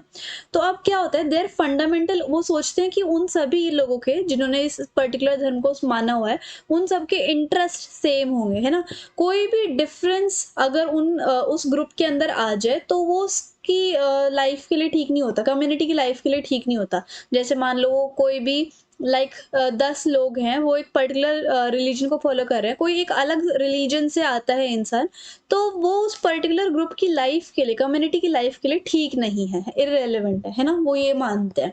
It also follow that people who follow different religion cannot belong to same social community. यहाँ पर इसका मतलब ये भी होता है कि अगर कोई इंसान अलग रिलीजन को फॉलो करता है तो वो हमारी कम्युनिटी से मैच नहीं करता, है ना, जबकि है इंसान ही, okay. If the followers of different religion have some commonalities, अगर मान लो कोई फॉलोअर्स अलग अलग रिलीजन के, एक ग्रुप अलग रिलीजन का, एक ग्रुप अलग रिलीजन को फॉलो करता है, दूसरा ग्रुप अलग रिलीजन को फॉलो करता है, तो ऐसा हो सकता है कि दोनों के बीच में सिमिलैरिटीज हो, कॉमनैलिटीज हो, लेकिन फिर भी ये सुपरफिशियल मानते हैं इस चीज को और इमटेरियल मानते हैं, ठीक है। Their interest are bound to be different, और उनकी इंटरेस्ट अलग अलग माने जाते हैं, जिससे कि लड़ाई, दंगे फसाद, कॉन्फ्लिक्ट, ये सब चीजें होती हैं, ठीक है। तो ये सब चीजें बताइए। कम्युनलिज्म जो है पॉलिटिक्स के अंदर बहुत सारी फॉर्म्स के अंदर आ सकता है, जैसे कि religious prejudice, stereotypes of religious communities, believe in superiority of own religion over the other religion। अब क्या होता है, अगर पॉलिटिक्स में कम्युनलिज्म आता है तो पॉलिटिक्स में जो नेता वगैरह होते हैं वो सिर्फ अपने धर्म को सुपीरियर मानते हैं और बाकी सारे धर्म को सुपीरियर, इन्फीरियर सोचते हैं, ठीक है। स्टीरियोटाइप्स बनने लग जाते हैं सोसाइटी के अंदर। अब communal mind often led to quest for political dominance of one own religious community। तो अब क्या होता है, जो दूसरे धर्म के लोग होते हैं वो अपनी ही पॉलिटिकल पार्टीज बनाना स्टार्ट कर देते हैं इस तरीके से कि जो अभी फिलहाल देश को रूल कर रही है वो तो सिर्फ उस एक पर्टिकुलर रिलीजन को सपोर्ट कर रही है, बाकी सारे रिलीजन का क्या, तो बाकी सारे रिलीजन अपनी अलग अलग पॉलिटिकल पार्टीज जो है वो बनाना स्टार्ट कर देते हैं, है ना। Political mobilisation on regional lines, this involve the use. अच्छा, अगर कोई एक पॉलिटिकल पार्टी किसी एक पर्टिकुलर रिलीजन के हिसाब से बनी है तो वो अपना खुद का सिंबल, जैसे क्रिश्चियनिटी का कोई अगर पॉलिटिकल पार्टी बनती है तो वो अपना सिंबल लेके आएंगे, रिलीजियस लीडर्स लेके आएंगे, और उसके बाद अपने ही एरिया में रिलीजिस्टिक पॉलिटिकल पार्टीज वो बना लेंगे। और सबसे गंदी फॉर्म क्या है, अगली फॉर्म क्या है कम्युनलिज्म की, दंगे फसाद और बहुत सारे कॉन्फ्लिक्ट वगैरह, ठीक है। अब कम्युनलिज्म का क्या असर पड़ता है पॉलिटिक्स के ऊपर ये देखते हैं। Religion rather than ability becomes the criteria to choose candidate for the election. मतलब इलेक्शन में अगर हम किसी कैंडिडेट को चुनते हैं तो उसकी एबिलिटी के आधार पे चुनना चाहिए ना, मैं कि उसके अंदर सच में काबिलियत है पॉलिटिक्स में आने की या नहीं। लेकिन नहीं, कम्युनलिज्म में रिलीजन जो वो पहली प्रायोरिटी बन जाती है, ठीक है। पीपल, लोग बाग जो हैं फिर वो कास्ट वोटिंग करने लग जाते हैं। जैसे कि मान लो अगर आप हिंदुइज्म को मानते हो और अगर आपका कैंडिडेट भी हिंदू ही है तो आप कास्ट बेस्ड वोटिंग करने लग जाते हो, है ना, कि आप ही का जो कास्ट का कैंडिडेट है वो ही आए सरकार के अंदर। तो ऐसा होता है, कास्ट वोटिंग होने लग जाती है। कम्युनलिज्म से वायलेंस, मैस्कर राइट्स होते हैं, मतलब दंगे फसाद होते हैं। और कभी कभी जो है वो कम्युनल लाइन में वोटर्स जो है कास्ट के अकॉर्डिंग वोट करते हैं, इस टाइप से सब चीज होती है। तो अब इस चीज को कैसे हराया जाए, कम्युनलिज्म को इंडिया में से कैसे हराया जा सकता है। एक तो कानून बनने चाहिए कि अगर कोई पार्टी रिलीजन को पॉलिटिक्स में लेके आती है तो उस पार्टी को बैन कर देना चाहिए, ठीक है। सोशियो इकोनॉमिक बैकवर्डनेस जो है हमारी कंट्री में, उसको रिमूव कर देना चाहिए ताकि लोगों को वोट बैंक की तरह यूज ना किया जाए, लोगों को पकड़ पकड़ के ना लाया जाए कि तुम इस कास्ट के हो तो तुम फटाफट से वोट कर दो। तो ये जो मतलब सोशली जो इकोनॉमिक बैकवर्डनेस है हमारे देश में उसको रिमूव कर देना चाहिए, ठीक है। पॉलिटिकल पार्टीज को इस लाइक पतली सोच से, नैरो माइंडेड सोच से निकल के लोगों को एज अ होल इंडिविजुअल समझना चाहिए, not on the basis of their religion and caste, ठीक है। और उसके बाद एजुकेशनल इंस्टीट्यूट्स जो है उनको सेक्युलर वैल्यूज देनी चाहिए स्टूडेंट को कि सभी इंसान है, कास्ट और रिलीजन जो है वो कुछ भी नहीं होता है। The election commission should prepare a code of conduct for party so that religion is not used in politics. Election commission जो है जहाँ पर बहुत सारी पॉलिटिकल पार्टीज रजिस्टर होती हैं वहां पर उनको एक कोड ऑफ कंडक्ट बनाना चाहिए कि रिलीजन जो है पॉलिटिक्स में यूज नहीं होगा। Mass media, TV, radio, NGO और लोगों को एनलाइटेड मूवमेंट यानी कि आंदोलन लॉन्च करने चाहिए ताकि ये सब चीजें जो हैं वो पॉलिटिक्स में ना हो और उसके जो रिजल्ट होता है दंगे फसाद वो भी ना हो आगे जाके, इस तरीके से। अब हम बात करेंगे कि सेक्युलर स्टेट क्या होती है। एक ऐसी स्टेट जहां पर कोई भी रिलीजन, ऑफिशियल रिलीजन नहीं है कि हम सिर्फ इसी रिलीजन को फॉलो करते हैं और सभी रिलीजन को वो एक इक्वल वैल्यू देते हैं। जैसे कि इंडिया में आप देख रहे होगे कोई भी एक पर्टिकुलर रिलीजन फॉलो नहीं करता, जिसका जो मन है वो रिलीजन फॉलो कर सकता है, कोई ऐसी पाबंदी नहीं है और कोई ऑफिशियल रिलीजन नहीं है। So that is secular state. अब इंडिया में ऐसे कौन कौन से कॉन्स्टिट्यूशनल प्रोविजंस है, मतलब कॉन्स्टिट्यूशन में क्या लिखा हुआ है इंडिया के में कि इंडिया एक सेक्युलर स्टेट है ना, तो वो देख लेते हैं। यहाँ पर देखो, इंडिया में कोई भी ऑफिशियल रिलीजन नहीं है। जैसे श्रीलंका में बुद्धिज्म फॉलो किया जाता है, पाकिस्तान में इस्लाम फॉलो किया जाता है, बट इंडिया में ऐसा कुछ नहीं है। जितने उनको फ्लेक्सिबिलिटी है लोगों को, इंडियंस को, कि आप जो भी धर्म अपनाना चाहते हो, रिलीजन फॉलो करना चाहते हो, आप वो कर सकते हो, ये आपके ऊपर डिपेंड है। आप धर्म परिवर्तन करना चाहते हो वो भी आराम से हो जाएगा, कोई दिक्कत वाली बात नहीं है। और सभी के धर्म को इक्वल समझा जाता है और सभी के रिलीजन से एथनिक वैल्यूज जो हैं, मतलब अच्छी बातें जो है वो फॉलो की जाती है, हर इंसान फॉलो करता है, ठीक है। The constitution provide freedom to all individual, सबको फ्रीडम है कि वो कोई भी जो रिलीजन है वो प्रैक्टिस कर सकता है। और अगर आपकी मर्जी, आप कोई फॉलो करना चाहो फॉलो कर सकते हो, ना फॉलो करना चाहो ना करो, कोई दिक्कत वाली बात नहीं है। The constitution prohibits discrimination on ground of religion. ये जो कॉन्स्टिट्यूशन है ये डिस्क्रिमिनेशन को प्रोहिबिट करता है, मतलब जो अत्याचार होते हैं रिलीजन के बेसिस पर उन सब चीज़ों को मना करता है। और हमारा कॉन्स्टिट्यूशन ये अलाउ करता है स्पेशली स्टेट को कि वो धर्म के मामले में इंटरफेयर कर सकता है, ताकि सभी धर्म की कम्युनिटीज में, रिलीजन की कम्युनिटीज में इक्वालिटी मेंटेन रहे। ठीक है। Main features of secular state in India, India as a secular state, उसके क्या मेन फीचर्स हैं? कोई ऑफिशियल रिलीजन नहीं है इंडिया में, फ्रीडम ऑफ रिलीजन है इंडिया में, ठीक है। और कॉन्स्टिट्यूशन जो है अत्याचार को मना करता है कि रिलीजन के बेसिस पे कोई भी अत्याचार नहीं होगा। अर्बनाइजेशन क्या होता है? रूरल एरिया से अर्बन एरिया में पॉपुलेशन शिफ्ट होती है, उसको हम अर्बनाइजेशन कहते हैं। ऑक्यूपेशनल मोबिलिटी क्या होती है? कि कोई भी इंसान किसी भी ऑक्यूपेशन को, किसी भी काम को शुरू कर सकता है, उसको फॉलो कर सकता है। जरूरी नहीं है आपकी फैमिली जो ऑक्यूपेशन फॉलो करती आ रही है आप उसी को आगे जाके करो। If you want to change, if you want to go in any other occupation, आप शिफ्ट होना चाहते हो एक ऑक्यूपेशन से दूसरे तक, तो आप कर सकते हो। ठीक है। अच्छा, कास्ट हायरार्की क्या होती है? एक सीढ़ी टाइप की होती है, और कुछ बहुत सारी कास्ट को सीढ़ी के एक टॉप पे होती है, फिर उसके नीचे, फिर उसके नीचे, फिर उसके नीचे, ऐसे कास्ट को रख देते हैं कि तुम अपर कास्ट के हो, तुम मिडिल कास्ट के हो, और तुम लोअर कास्ट के हो। इस तरीके से हायरार्की बना दी जाती है। अब इंडिया में जो ये जो जातिवाद का सिस्टम है, कास्ट सिस्टम है, ये बहुत ज़्यादा चेंज हो रहा है मॉडर्न इंडिया में। ऐसा क्यों? मतलब ऐसा कैसे होता है, कैसे चेंज होता है? सबसे पहले तो इकोनॉमिक डेवलपमेंट बहुत ज़्यादा हो रही है हमारे देश में, सब आपस में मिलके बिजनेस कर रहे हैं, तो इससे कास्ट बहुत पीछे चली जाती है, ये सोच बहुत पीछे चली जाती है, सब एक दूसरे को एक बराबर समझने लग जाते हैं। दूसरा, लार्ज स्केल अर्बनाइजेशन, जो गांव के लोग हैं वो शिफ्ट हो रहे हैं शहर में, तो अर्बनाइजेशन हो रही है, तो कोई किसी की कास्ट को लेकर मैटर नहीं करता। दूसरा, लोगों के अंदर लोग बहुत ज़्यादा एजुकेट हो रहे हैं, सबको ज्ञान है हर चीज़ का, लिटरेट हो रहे हैं, जिसकी वजह से कास्टिज्म को कोई फॉलो नहीं करता।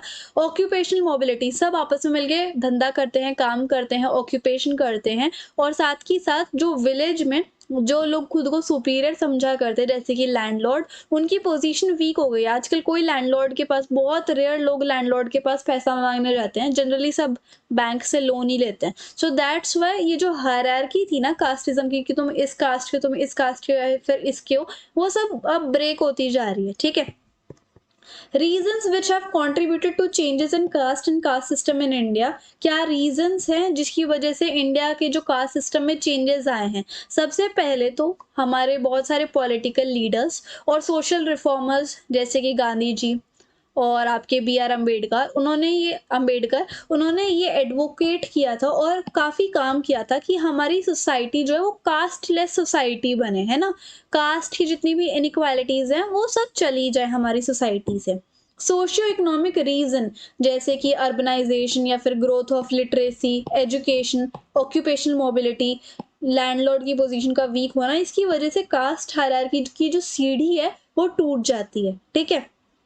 कास्ट बेस्ड अत्याचार जितने भी होते हैं उसके लिए कॉन्स्टिट्यूशन ने काफ़ी सारे लॉज भी बनाए हैं, ताकि कास्ट सिस्टम के हिसाब से कोई भी दिक्कत ना हो। ओके।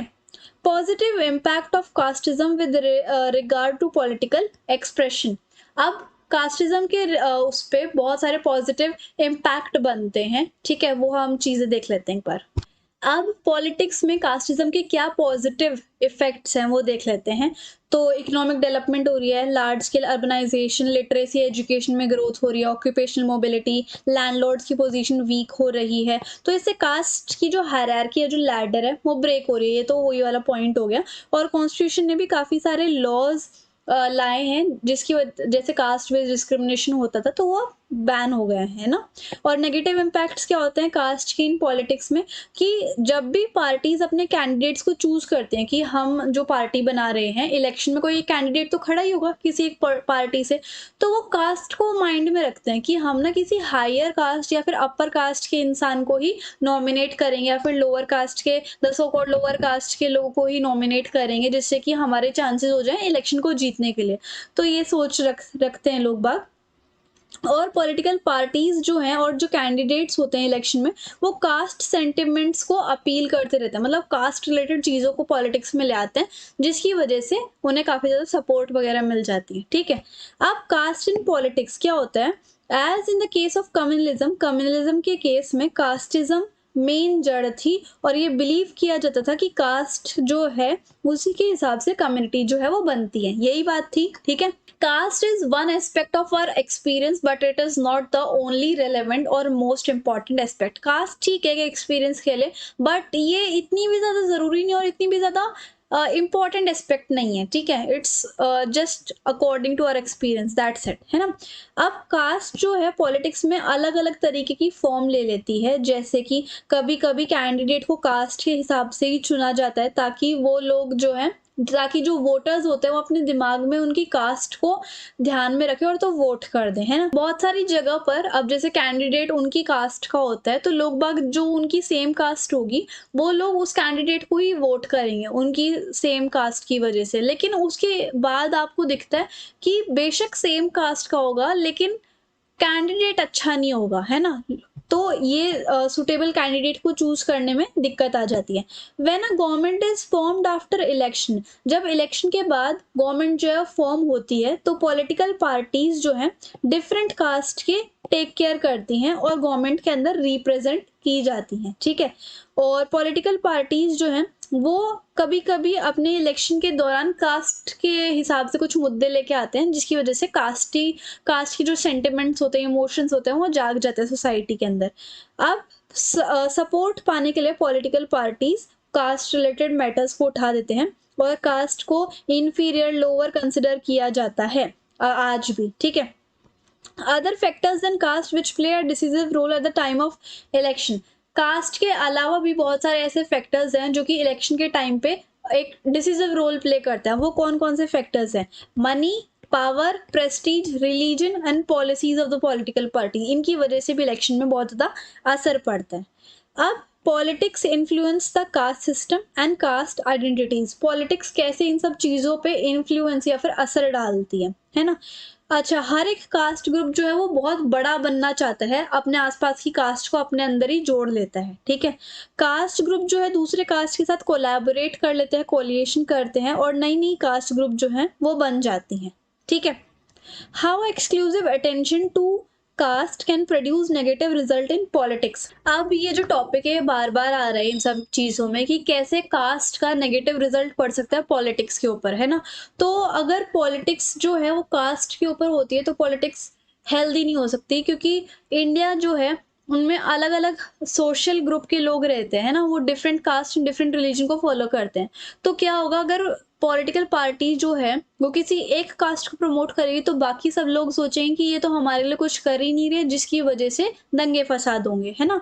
तो इससे बहुत सारे बेकार चीजें होती हैं और इनकी जो अटेंशन है पॉलिटिकल पार्टी वो लोगों की भलाई करने की बजाय, सबको इक्वालिटी प्रोवाइड करने की बजाय वो कास्ट पे आ जाएगी। ठीक है, सारा मुद्दा। और पॉवर्टी, डेवलपमेंट एंड करप्शन जैसे इश्यूज पे तो कोई ध्यान ही नहीं देगा और इसकी वजह से कॉन्फ्लिक्ट, टेंशन और वॉयलेंस भी हो सकते हैं। तो इस तरीके से हमारे जो चैप्टर है वो फाइनली खत्म होता है एंड आई होप आपको मेरे समझाने का तरीका भी काफ़ी अच्छा लगा होगा। ठीक है, और हाँ, अगर आपको कोई भी डाउट हो तो आप मुझे इंस्टाग्राम पे फॉलो करके डीएम कर सकते हो। कोई स्टडी मटेरियल चाहिए तो सब कुछ मैं टेलीग्राम पे शेयर कर देती हूँ, तो आप टेलीग्राम पे फॉलो कर सकते हो। So if you like the video and the explanation then please do like, share, comment and subscribe the channel. Thank you so much. Hello everyone, स्वागत है आपका हमारे प्यारे से चैनल बेंस पढ़ाई में। आज हम करेंगे अपना chapter political party. Okay, notes innovative ज्ञान वेबसाइट से लिए हैं, लिंक आपको डिस्क्रिप्शन बॉक्स में मिल जाएगी। कोई भी डाउट है इंस्टाग्राम पे फॉलो करके डीएम कर देना, I reply as soon as possible. और स्टडी मटेरियल चाहिए तो टेलीग्राम पे फॉलो जरूर कर लेना। अच्छा, शुरू करें बिना किसी देरी के अपना चैप्टर। ओके जी, वीडियो पर आए हो तो चैप्टर पूरा समझ के जाना, एक ही फ्लो में करवा दूंगी। पॉलिटिकल पार्टी कौन सी होती है भाई? बहुत सारे लोग आते हैं एक साथ, इलेक्शंस लड़ते हैं और जिसको ज्यादा वोट मिले वो सरकार बना लेता है, वो होती है पॉलिटिकल पार्टी। जैसे भारतीय जनता पार्टी, आम आदमी पार्टी, कांग्रेस, ये तीन और भी बहुत सारी हैं। ये तीन के एग्जाम्पल्स मैंने आपको दे दिए। कॉम्पोनेंट्स कौन से हैं? एक तो जो लीडर होता है, मेन नेता, और जो उस पार्टी के मेंबर्स होते हैं और जो उस पार्टी को फॉलो करते हैं, तीन लीडर्स होते हैं। पार्टीसन कौन होता है? ऐसा इंसान जो कि मोस्टली अपनी पार्टी की तरफदारी करता है, कोई भी मुद्दा आ जाए उस मुद्दे का सही गलत बताने की जगह अपनी पार्टी को वो ज़्यादा तरफदारी करता है, वो होता है पार्टीसन, ठीक है। फंक्शन क्या है पॉलिटिकल पार्टी के? एक तो ऑब्वियस सी बात है, इलेक्शंस लड़ना, पॉलिसी प्रोग्राम बनाना, लॉज बनाना, सरकार चलाना, ओपोजिशन का रोल प्ले करना, और जो आपने संकल्प लिए थे इलेक्शन में आते टाइम पे, उन सब के लिए आपको मूवमेंट लॉन्च करना, वेलफेयर स्कीम लॉन्च करना, इंट्रोड्यूस करना, और साथ के साथ पब्लिक ओपिनियन को भी शेप करना, उनके माइंड को रीशेप करना, कोई भी अगर गलत चीज़ सबके माइंड में है तो। अब अपोजिशन पार्टी के भी कुछ फंक्शंस है। आपको लगता होगा कि सिर्फ रूलिंग पार्टी ही सब कुछ है, बट नहीं, अपोजिशन पार्टी भी बहुत कुछ है। अपोजिशन पार्टी का मेन फंक्शन ये होता है कि रूलिंग पार्टी ने जो वादे किए थे इलेक्शन के टाइम पे, क्या वो अपने सारे प्रोमिसेस को पूरा कर रही है या फिर नहीं कर रही, तो उनको फोर्स करना रूलिंग पार्टी वालों को। सांसद में कोई भी लॉ पास होता है, कोई भी बिल पास होता है, तो उनकी मंजूरी भी बहुत इंपॉर्टेंट है। अगर उनकी मंजूरी नहीं मिली तो फिर वो लॉ या फिर कोई भी बिल है वो पास नहीं हो सकता। अच्छा, इंडिया में जैसे डेमोक्रेसी है तो ज़रूरी नहीं है कि हर स्टेट में या फिर इंडिया के हर रीजन में रूलिंग पार्टी आए। ऐसे भी बहुत सारे रीजन्स हैं जहाँ पर अपोजिशन पार्टी आए, ओके। अब पॉलिटिकल पार्टीज की क्या ज़रूरत है ना? देखो, डेमोक्रेसी का क्या मतलब होता है कि हम आम लोग अपने नेता को खुद चुन सके by the help of voting. अगर पॉलिटिकल पार्टीज नहीं होंगी तो नेता कहाँ से आएंगे, है ना? तो डेमोक्रेसी एग्जिस्ट ही नहीं कर सकती पॉलिटिकल पार्टीज के बिना। विदाउट पार्टीज एवरी कैंडिडेट, अगर पार्टीज नहीं होंगी मतलब ग्रुप ऑफ पीपल नहीं होगा, तो कोई भी एक अकेला इंसान आके इलेक्शन में खड़ा हो सकता है और कोई अच्छे से प्रॉमिस भी नहीं कर पाएगा, ना कोई पॉलिसी चेंज लेके आ पाएगा। हो सकता है गवर्नमेंट बन भी जाए लेकिन वो कब डगमगा जाए, कब चली जाए, कब आ जाए, उसका भी भरोसा नहीं है। और जो इलेक्टेड रिप्रेजेंटेटिव होगा उसको अकाउंटेबल होना पड़ता है कि उसने ऐसा काम या फिर ऐसी पॉलिसीज या फिर ऐसे लॉज बनाए तो क्यों बनाए, इस तरीके से। और कोई जिम्मेदार नहीं होगा कि देश कैसे चलेगा और कैसे नहीं चलेगा। तो इसलिए पॉलिटिकल पार्टीज का होना बहुत जरूरी है। कितनी पॉलिटिकल पार्टीज है हमारे पास? बहुत सारी। मतलब कोई भी इंसान अपनी पॉलिटिकल पार्टी बनाना चाहे तो वो बना सकता है।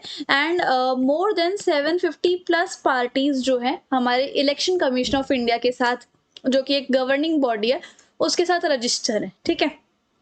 टाइप ऑफ पार्टी सिस्टम, अब भाई 3 कैटेगरी है पार्टी सिस्टम की, one party system, two party system और मल्टी पार्टी सिस्टम। अब आते हैं वन पार्टी सिस्टम में। एक ऐसा देश जहां पर सिर्फ एक ही पॉलिटिकल पार्टी है, जैसे कि चाइना, है ना।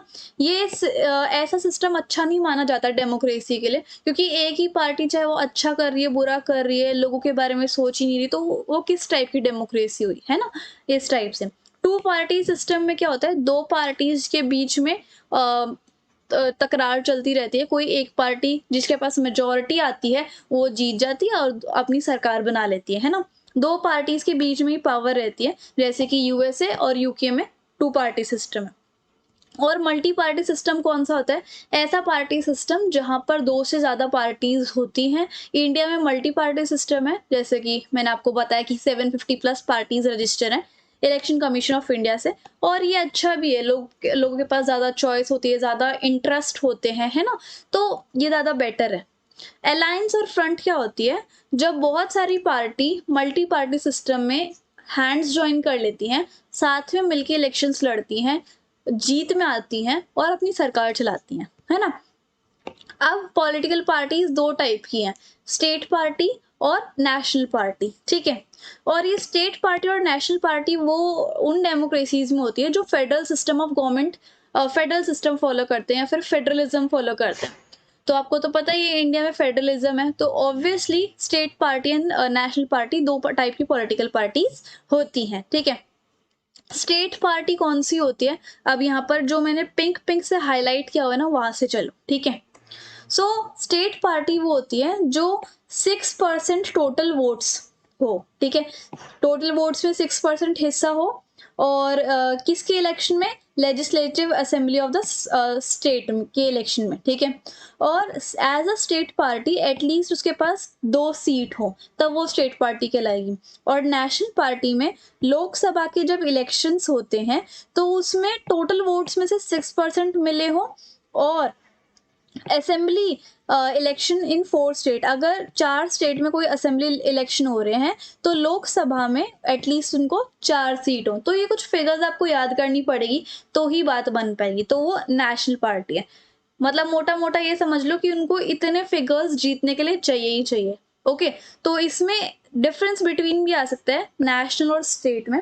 तो नेशनल में आप पहले ये बताओगे कि ये जो है सारी फेडरल यूनिट्स में प्रेजेंट है, लेकिन स्टेट पॉलिटिकल पार्टी कुछ फेडरल यूनिट्स में ही मेंशन है, ठीक है। उसके बाद सीट्स का बता दोगे जो मैंने आपको ऊपर बताया, दोनों पॉइंट ये आ जाएंगे, ठीक है ना।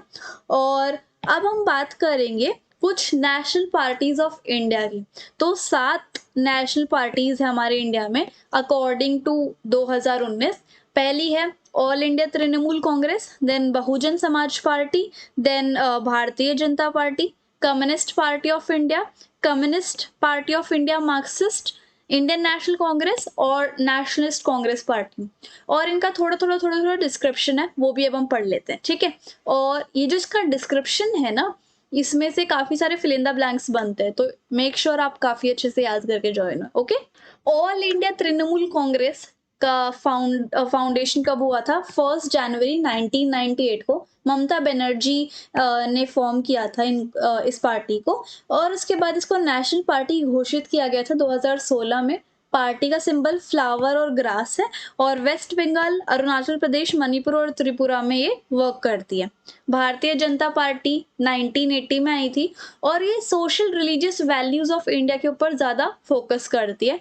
और जब से ये फॉर्म हुई है, BJP has been strong rival of Indian national Congress. BJP Congress की बहुत बड़ी राइवल रही है। अब ये सत्ता में है, गवर्नमेंट में है और लीडिंग पार्टी है with in the national domestic alliance, NDA के साथ ये लीडिंग पार्टी में, ठीक है। बीएसपी यानी कि बहुजन समाज पार्टी, ये फॉर्म हुई थी जो मतलब माइनॉरिटीज हैं और ओबीसी, एससी, एसटी है जिनको अच्छे से राइट्स नहीं मिल पाते, या फिर इंडियन कास्ट सिस्टम के बॉटम में जो आते हैं, तो उनके लिए ये पार्टीज आई है, उनके इंटरेस्ट को फॉलो करने के लिए। और 1984 में आई थी। 2 लीडर्स ने इसको फॉर्म किया था, एक काशीराम यानी मायावती जी ने, ठीक है।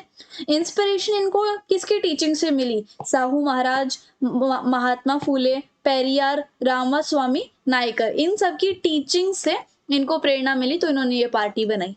अब कम्युनिस्ट पार्टी ऑफ इंडिया के ऊपर हम आते हैं। कम्युनिस्ट पार्टी ऑफ इंडिया 1925 में बनी थी। मार्क्सिज्म लेनिनिज्म की थ्योरी पर ये बिलीव करते हैं, बट इसमें ना कई सारे पॉइंट्स हैं जैसे कि सक्सेशनिज्म, कम्युनलिज्म, डेमोक्रेसी, सेक्युलरिज्म। तो पहले इनको जान लेते कि होता क्या है, तब इसको हम पढ़ेंगे सीपीआई को और सीपीआईएम को, ठीक है। तो उसके लिए चिंता मत करो, मैंने नोट्स बनाए हुए हैं। ओके, थोड़ा छोटा कर देती हूँ, आई विश आपको दिख रहा होगा। तो पहले आते हैं हम सेक्युलरिज्म पे। ये एक ऐसा बिलीव होता है कि जो आपका धर्म है, जो आपका रिलीजन है, वो किसी भी चीज के ऊपर हावी ना हो, किसी भी चीज को इन्फ्लुएंस ना हो। आप किसी भी धर्म को फॉलो करते हो या फिर ना करते हो, उसका कोई भी लेना देना सोसाइटी, एजुकेशन और गवर्नमेंट से नहीं है। वो बिलीफ, ऐसा मानना सेक्युलरिज्म कहलाता है, ठीक है। कम्युनलिज्म क्या होता है? A strong sense of loyalty to the interest of one particular group rather than to society as a whole, which can lead to extreme behavior or violence toward others.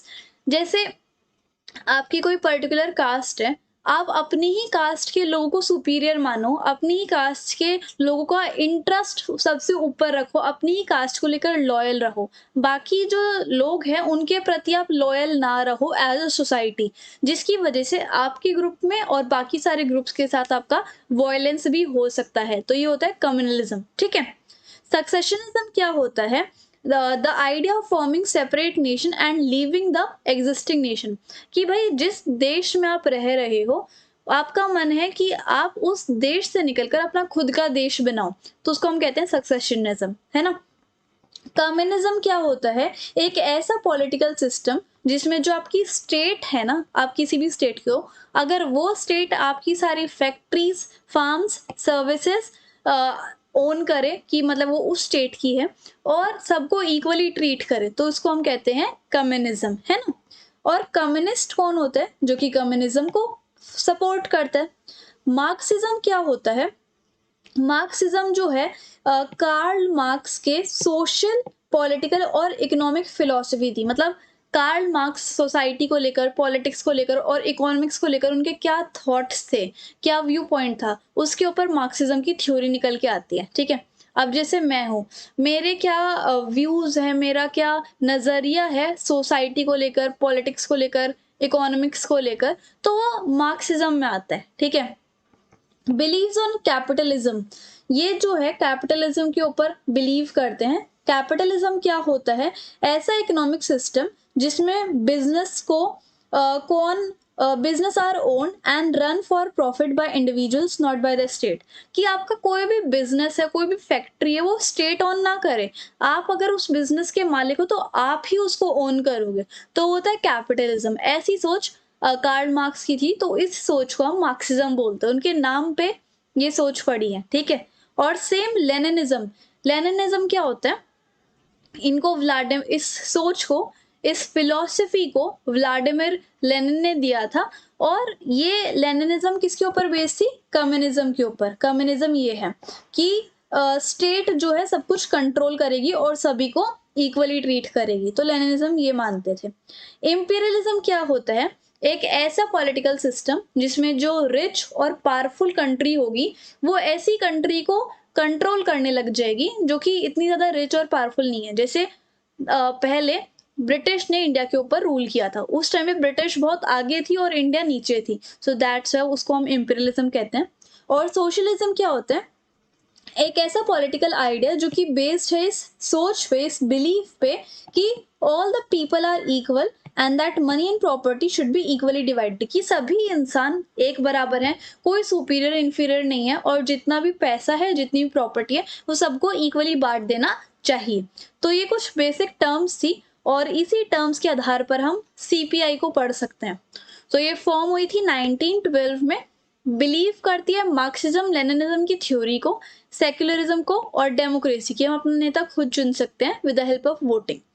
Oppose करती थी communalism and सक्सेशनिज्म को, जो कि मैंने अभी आपको पढ़ाया, और बिलीव करती है कि जो पार्लियामेंट्री डेमोक्रेसी होती है, मतलब कि ऐसी डेमोक्रेसी जो कि पार्लियामेंट के रूल्स को मानती है, वो फार्मर्स के इंटरेस्ट को हेल्प करती है और वर्किंग क्लास को भी, और पुअर क्लास के जो इंटरेस्ट होते हैं उन सभी को हेल्प करती है।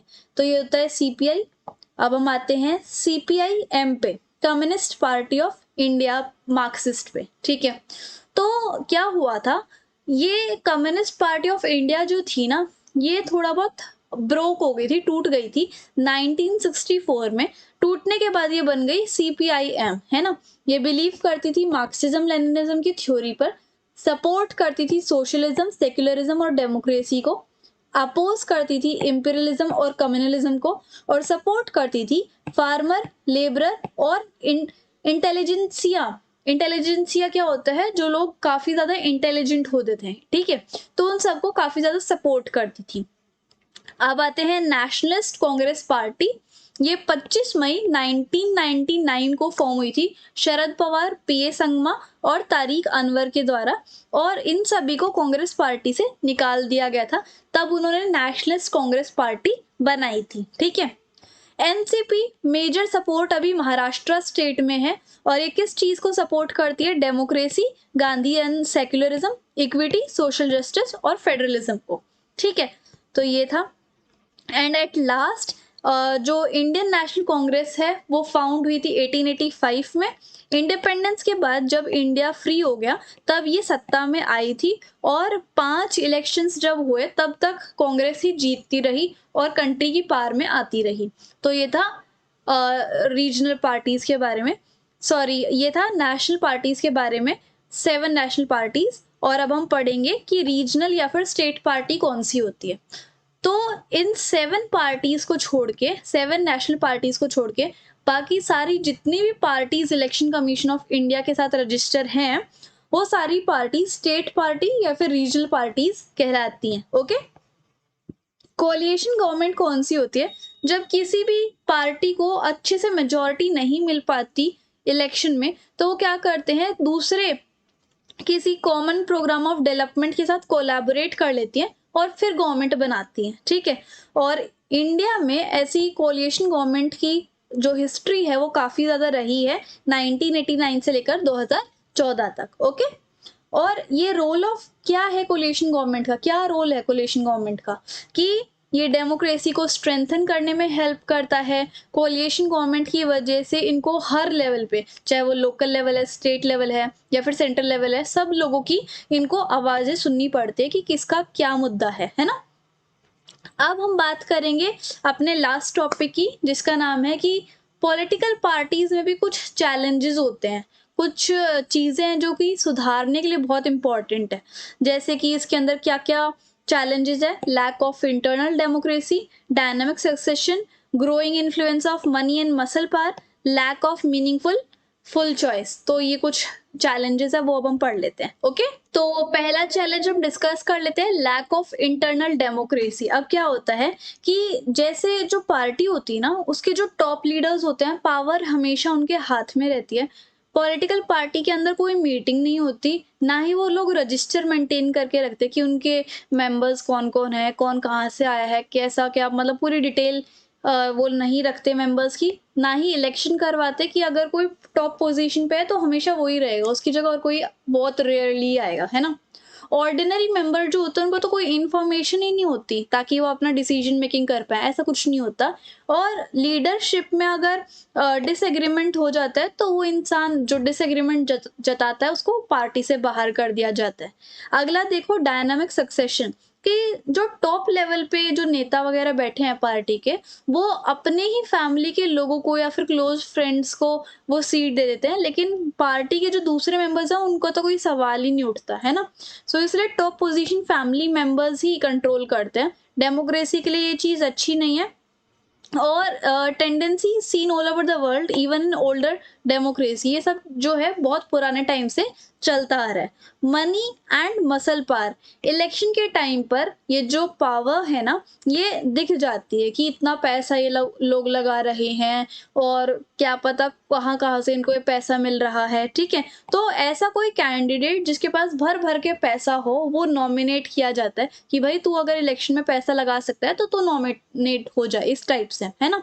रिच पीपल, जो बहुत अमीर लोग होते हैं, जो कंपनीज होती हैं जो कि फंड देते हैं, वो पॉलिटिक्स के ऊपर इन्फ्लुएंस करते हैं, ठीक है। मीनिंगफुल चॉइस, अब यहाँ पर क्या है, this is not much difference. अब इतनी सारी पार्टीज हैं, मोस्टली सभी पार्टीज के जो एजेंडाज होते हैं, प्रिंसिपल्स होते हैं, वो बेसिकली सेम ही होते हैं, ज़्यादा कुछ वो नहीं है। जैसे कि लेबर पार्टी और conservative party of Britain, ideology same है, ठीक है। और इंडिया में भी ज़्यादा डिफरेंस नहीं है पार्टीज और इकोनॉमिक इश्यूज को लेकर।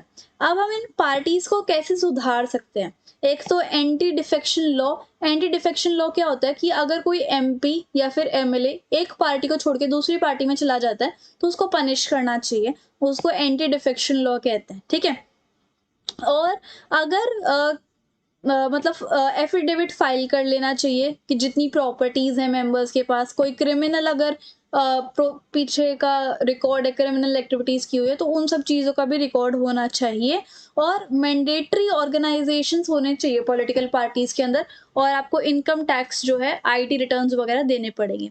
फ्यूचर के लिए भी सजेशन दिए हुए हैं कि हर एक मेंबर का रिकॉर्ड बना के रखें, वुमेन के लिए सीट रिजर्व रखें, स्टेट फंडिंग होनी चाहिए इलेक्शन की, लोगों का पार्टिसिपेशन भी बढ़ना चाहिए। और कैसे एक कॉमन मैन पॉलिटिकल पार्टीज को इम्प्रूव कर सकता है, वो पब्लिक पार्टिसिपेट करे, पॉलिटिकल पार्टीज पे प्रेशर बना के रखे। अगर कोई कैंडिडेट क्रिमिनल बैकग्राउंड से इलेक्शंस में खड़ा होता है तो उसको हराना चाहिए, और अगर किसी कैंडिडेट की क्लीन इमेज है तो उसको प्रमोट करना चाहिए, ठीक है। डिफेक्शन क्या होता है? Changing party from the party on which a person got elected to a different party. अगर पार्टीज चेंज कर लेते हैं तो उसको डिफेक्शन कहते हैं। एफिडेविट एक डॉक्यूमेंट होता है जिसके ऊपर आपके साइन होते हैं और आप वो किसी ऑफिसर को देते हो और उसके ऊपर आपकी सारी पर्सनल इंफॉर्मेशन होती है एफिडेविट की, है ना। State funding of election, the government should give party money to support their election expenses. और गवर्नमेंट को कुछ पैसा देना चाहिए पार्टीज को ताकि वो इलेक्शन के लिए एक्सपेंसेस कर सके। तो इस तरीके से हमारे जो पूरा चैप्टर है वो खत्म होता है। कोई भी डाउट आया मुझे इंस्टाग्राम पे फॉलो करके डीएम कर सकते हो। आई होप और टेलीग्राम पे भी फॉलो कर लेना। एंड आई होप आपको पढ़ाने का तरीका मेरा अच्छा लगा होगा। So if you like the video and the explanation then please like share comment and subscribe the channel. Thank you so much.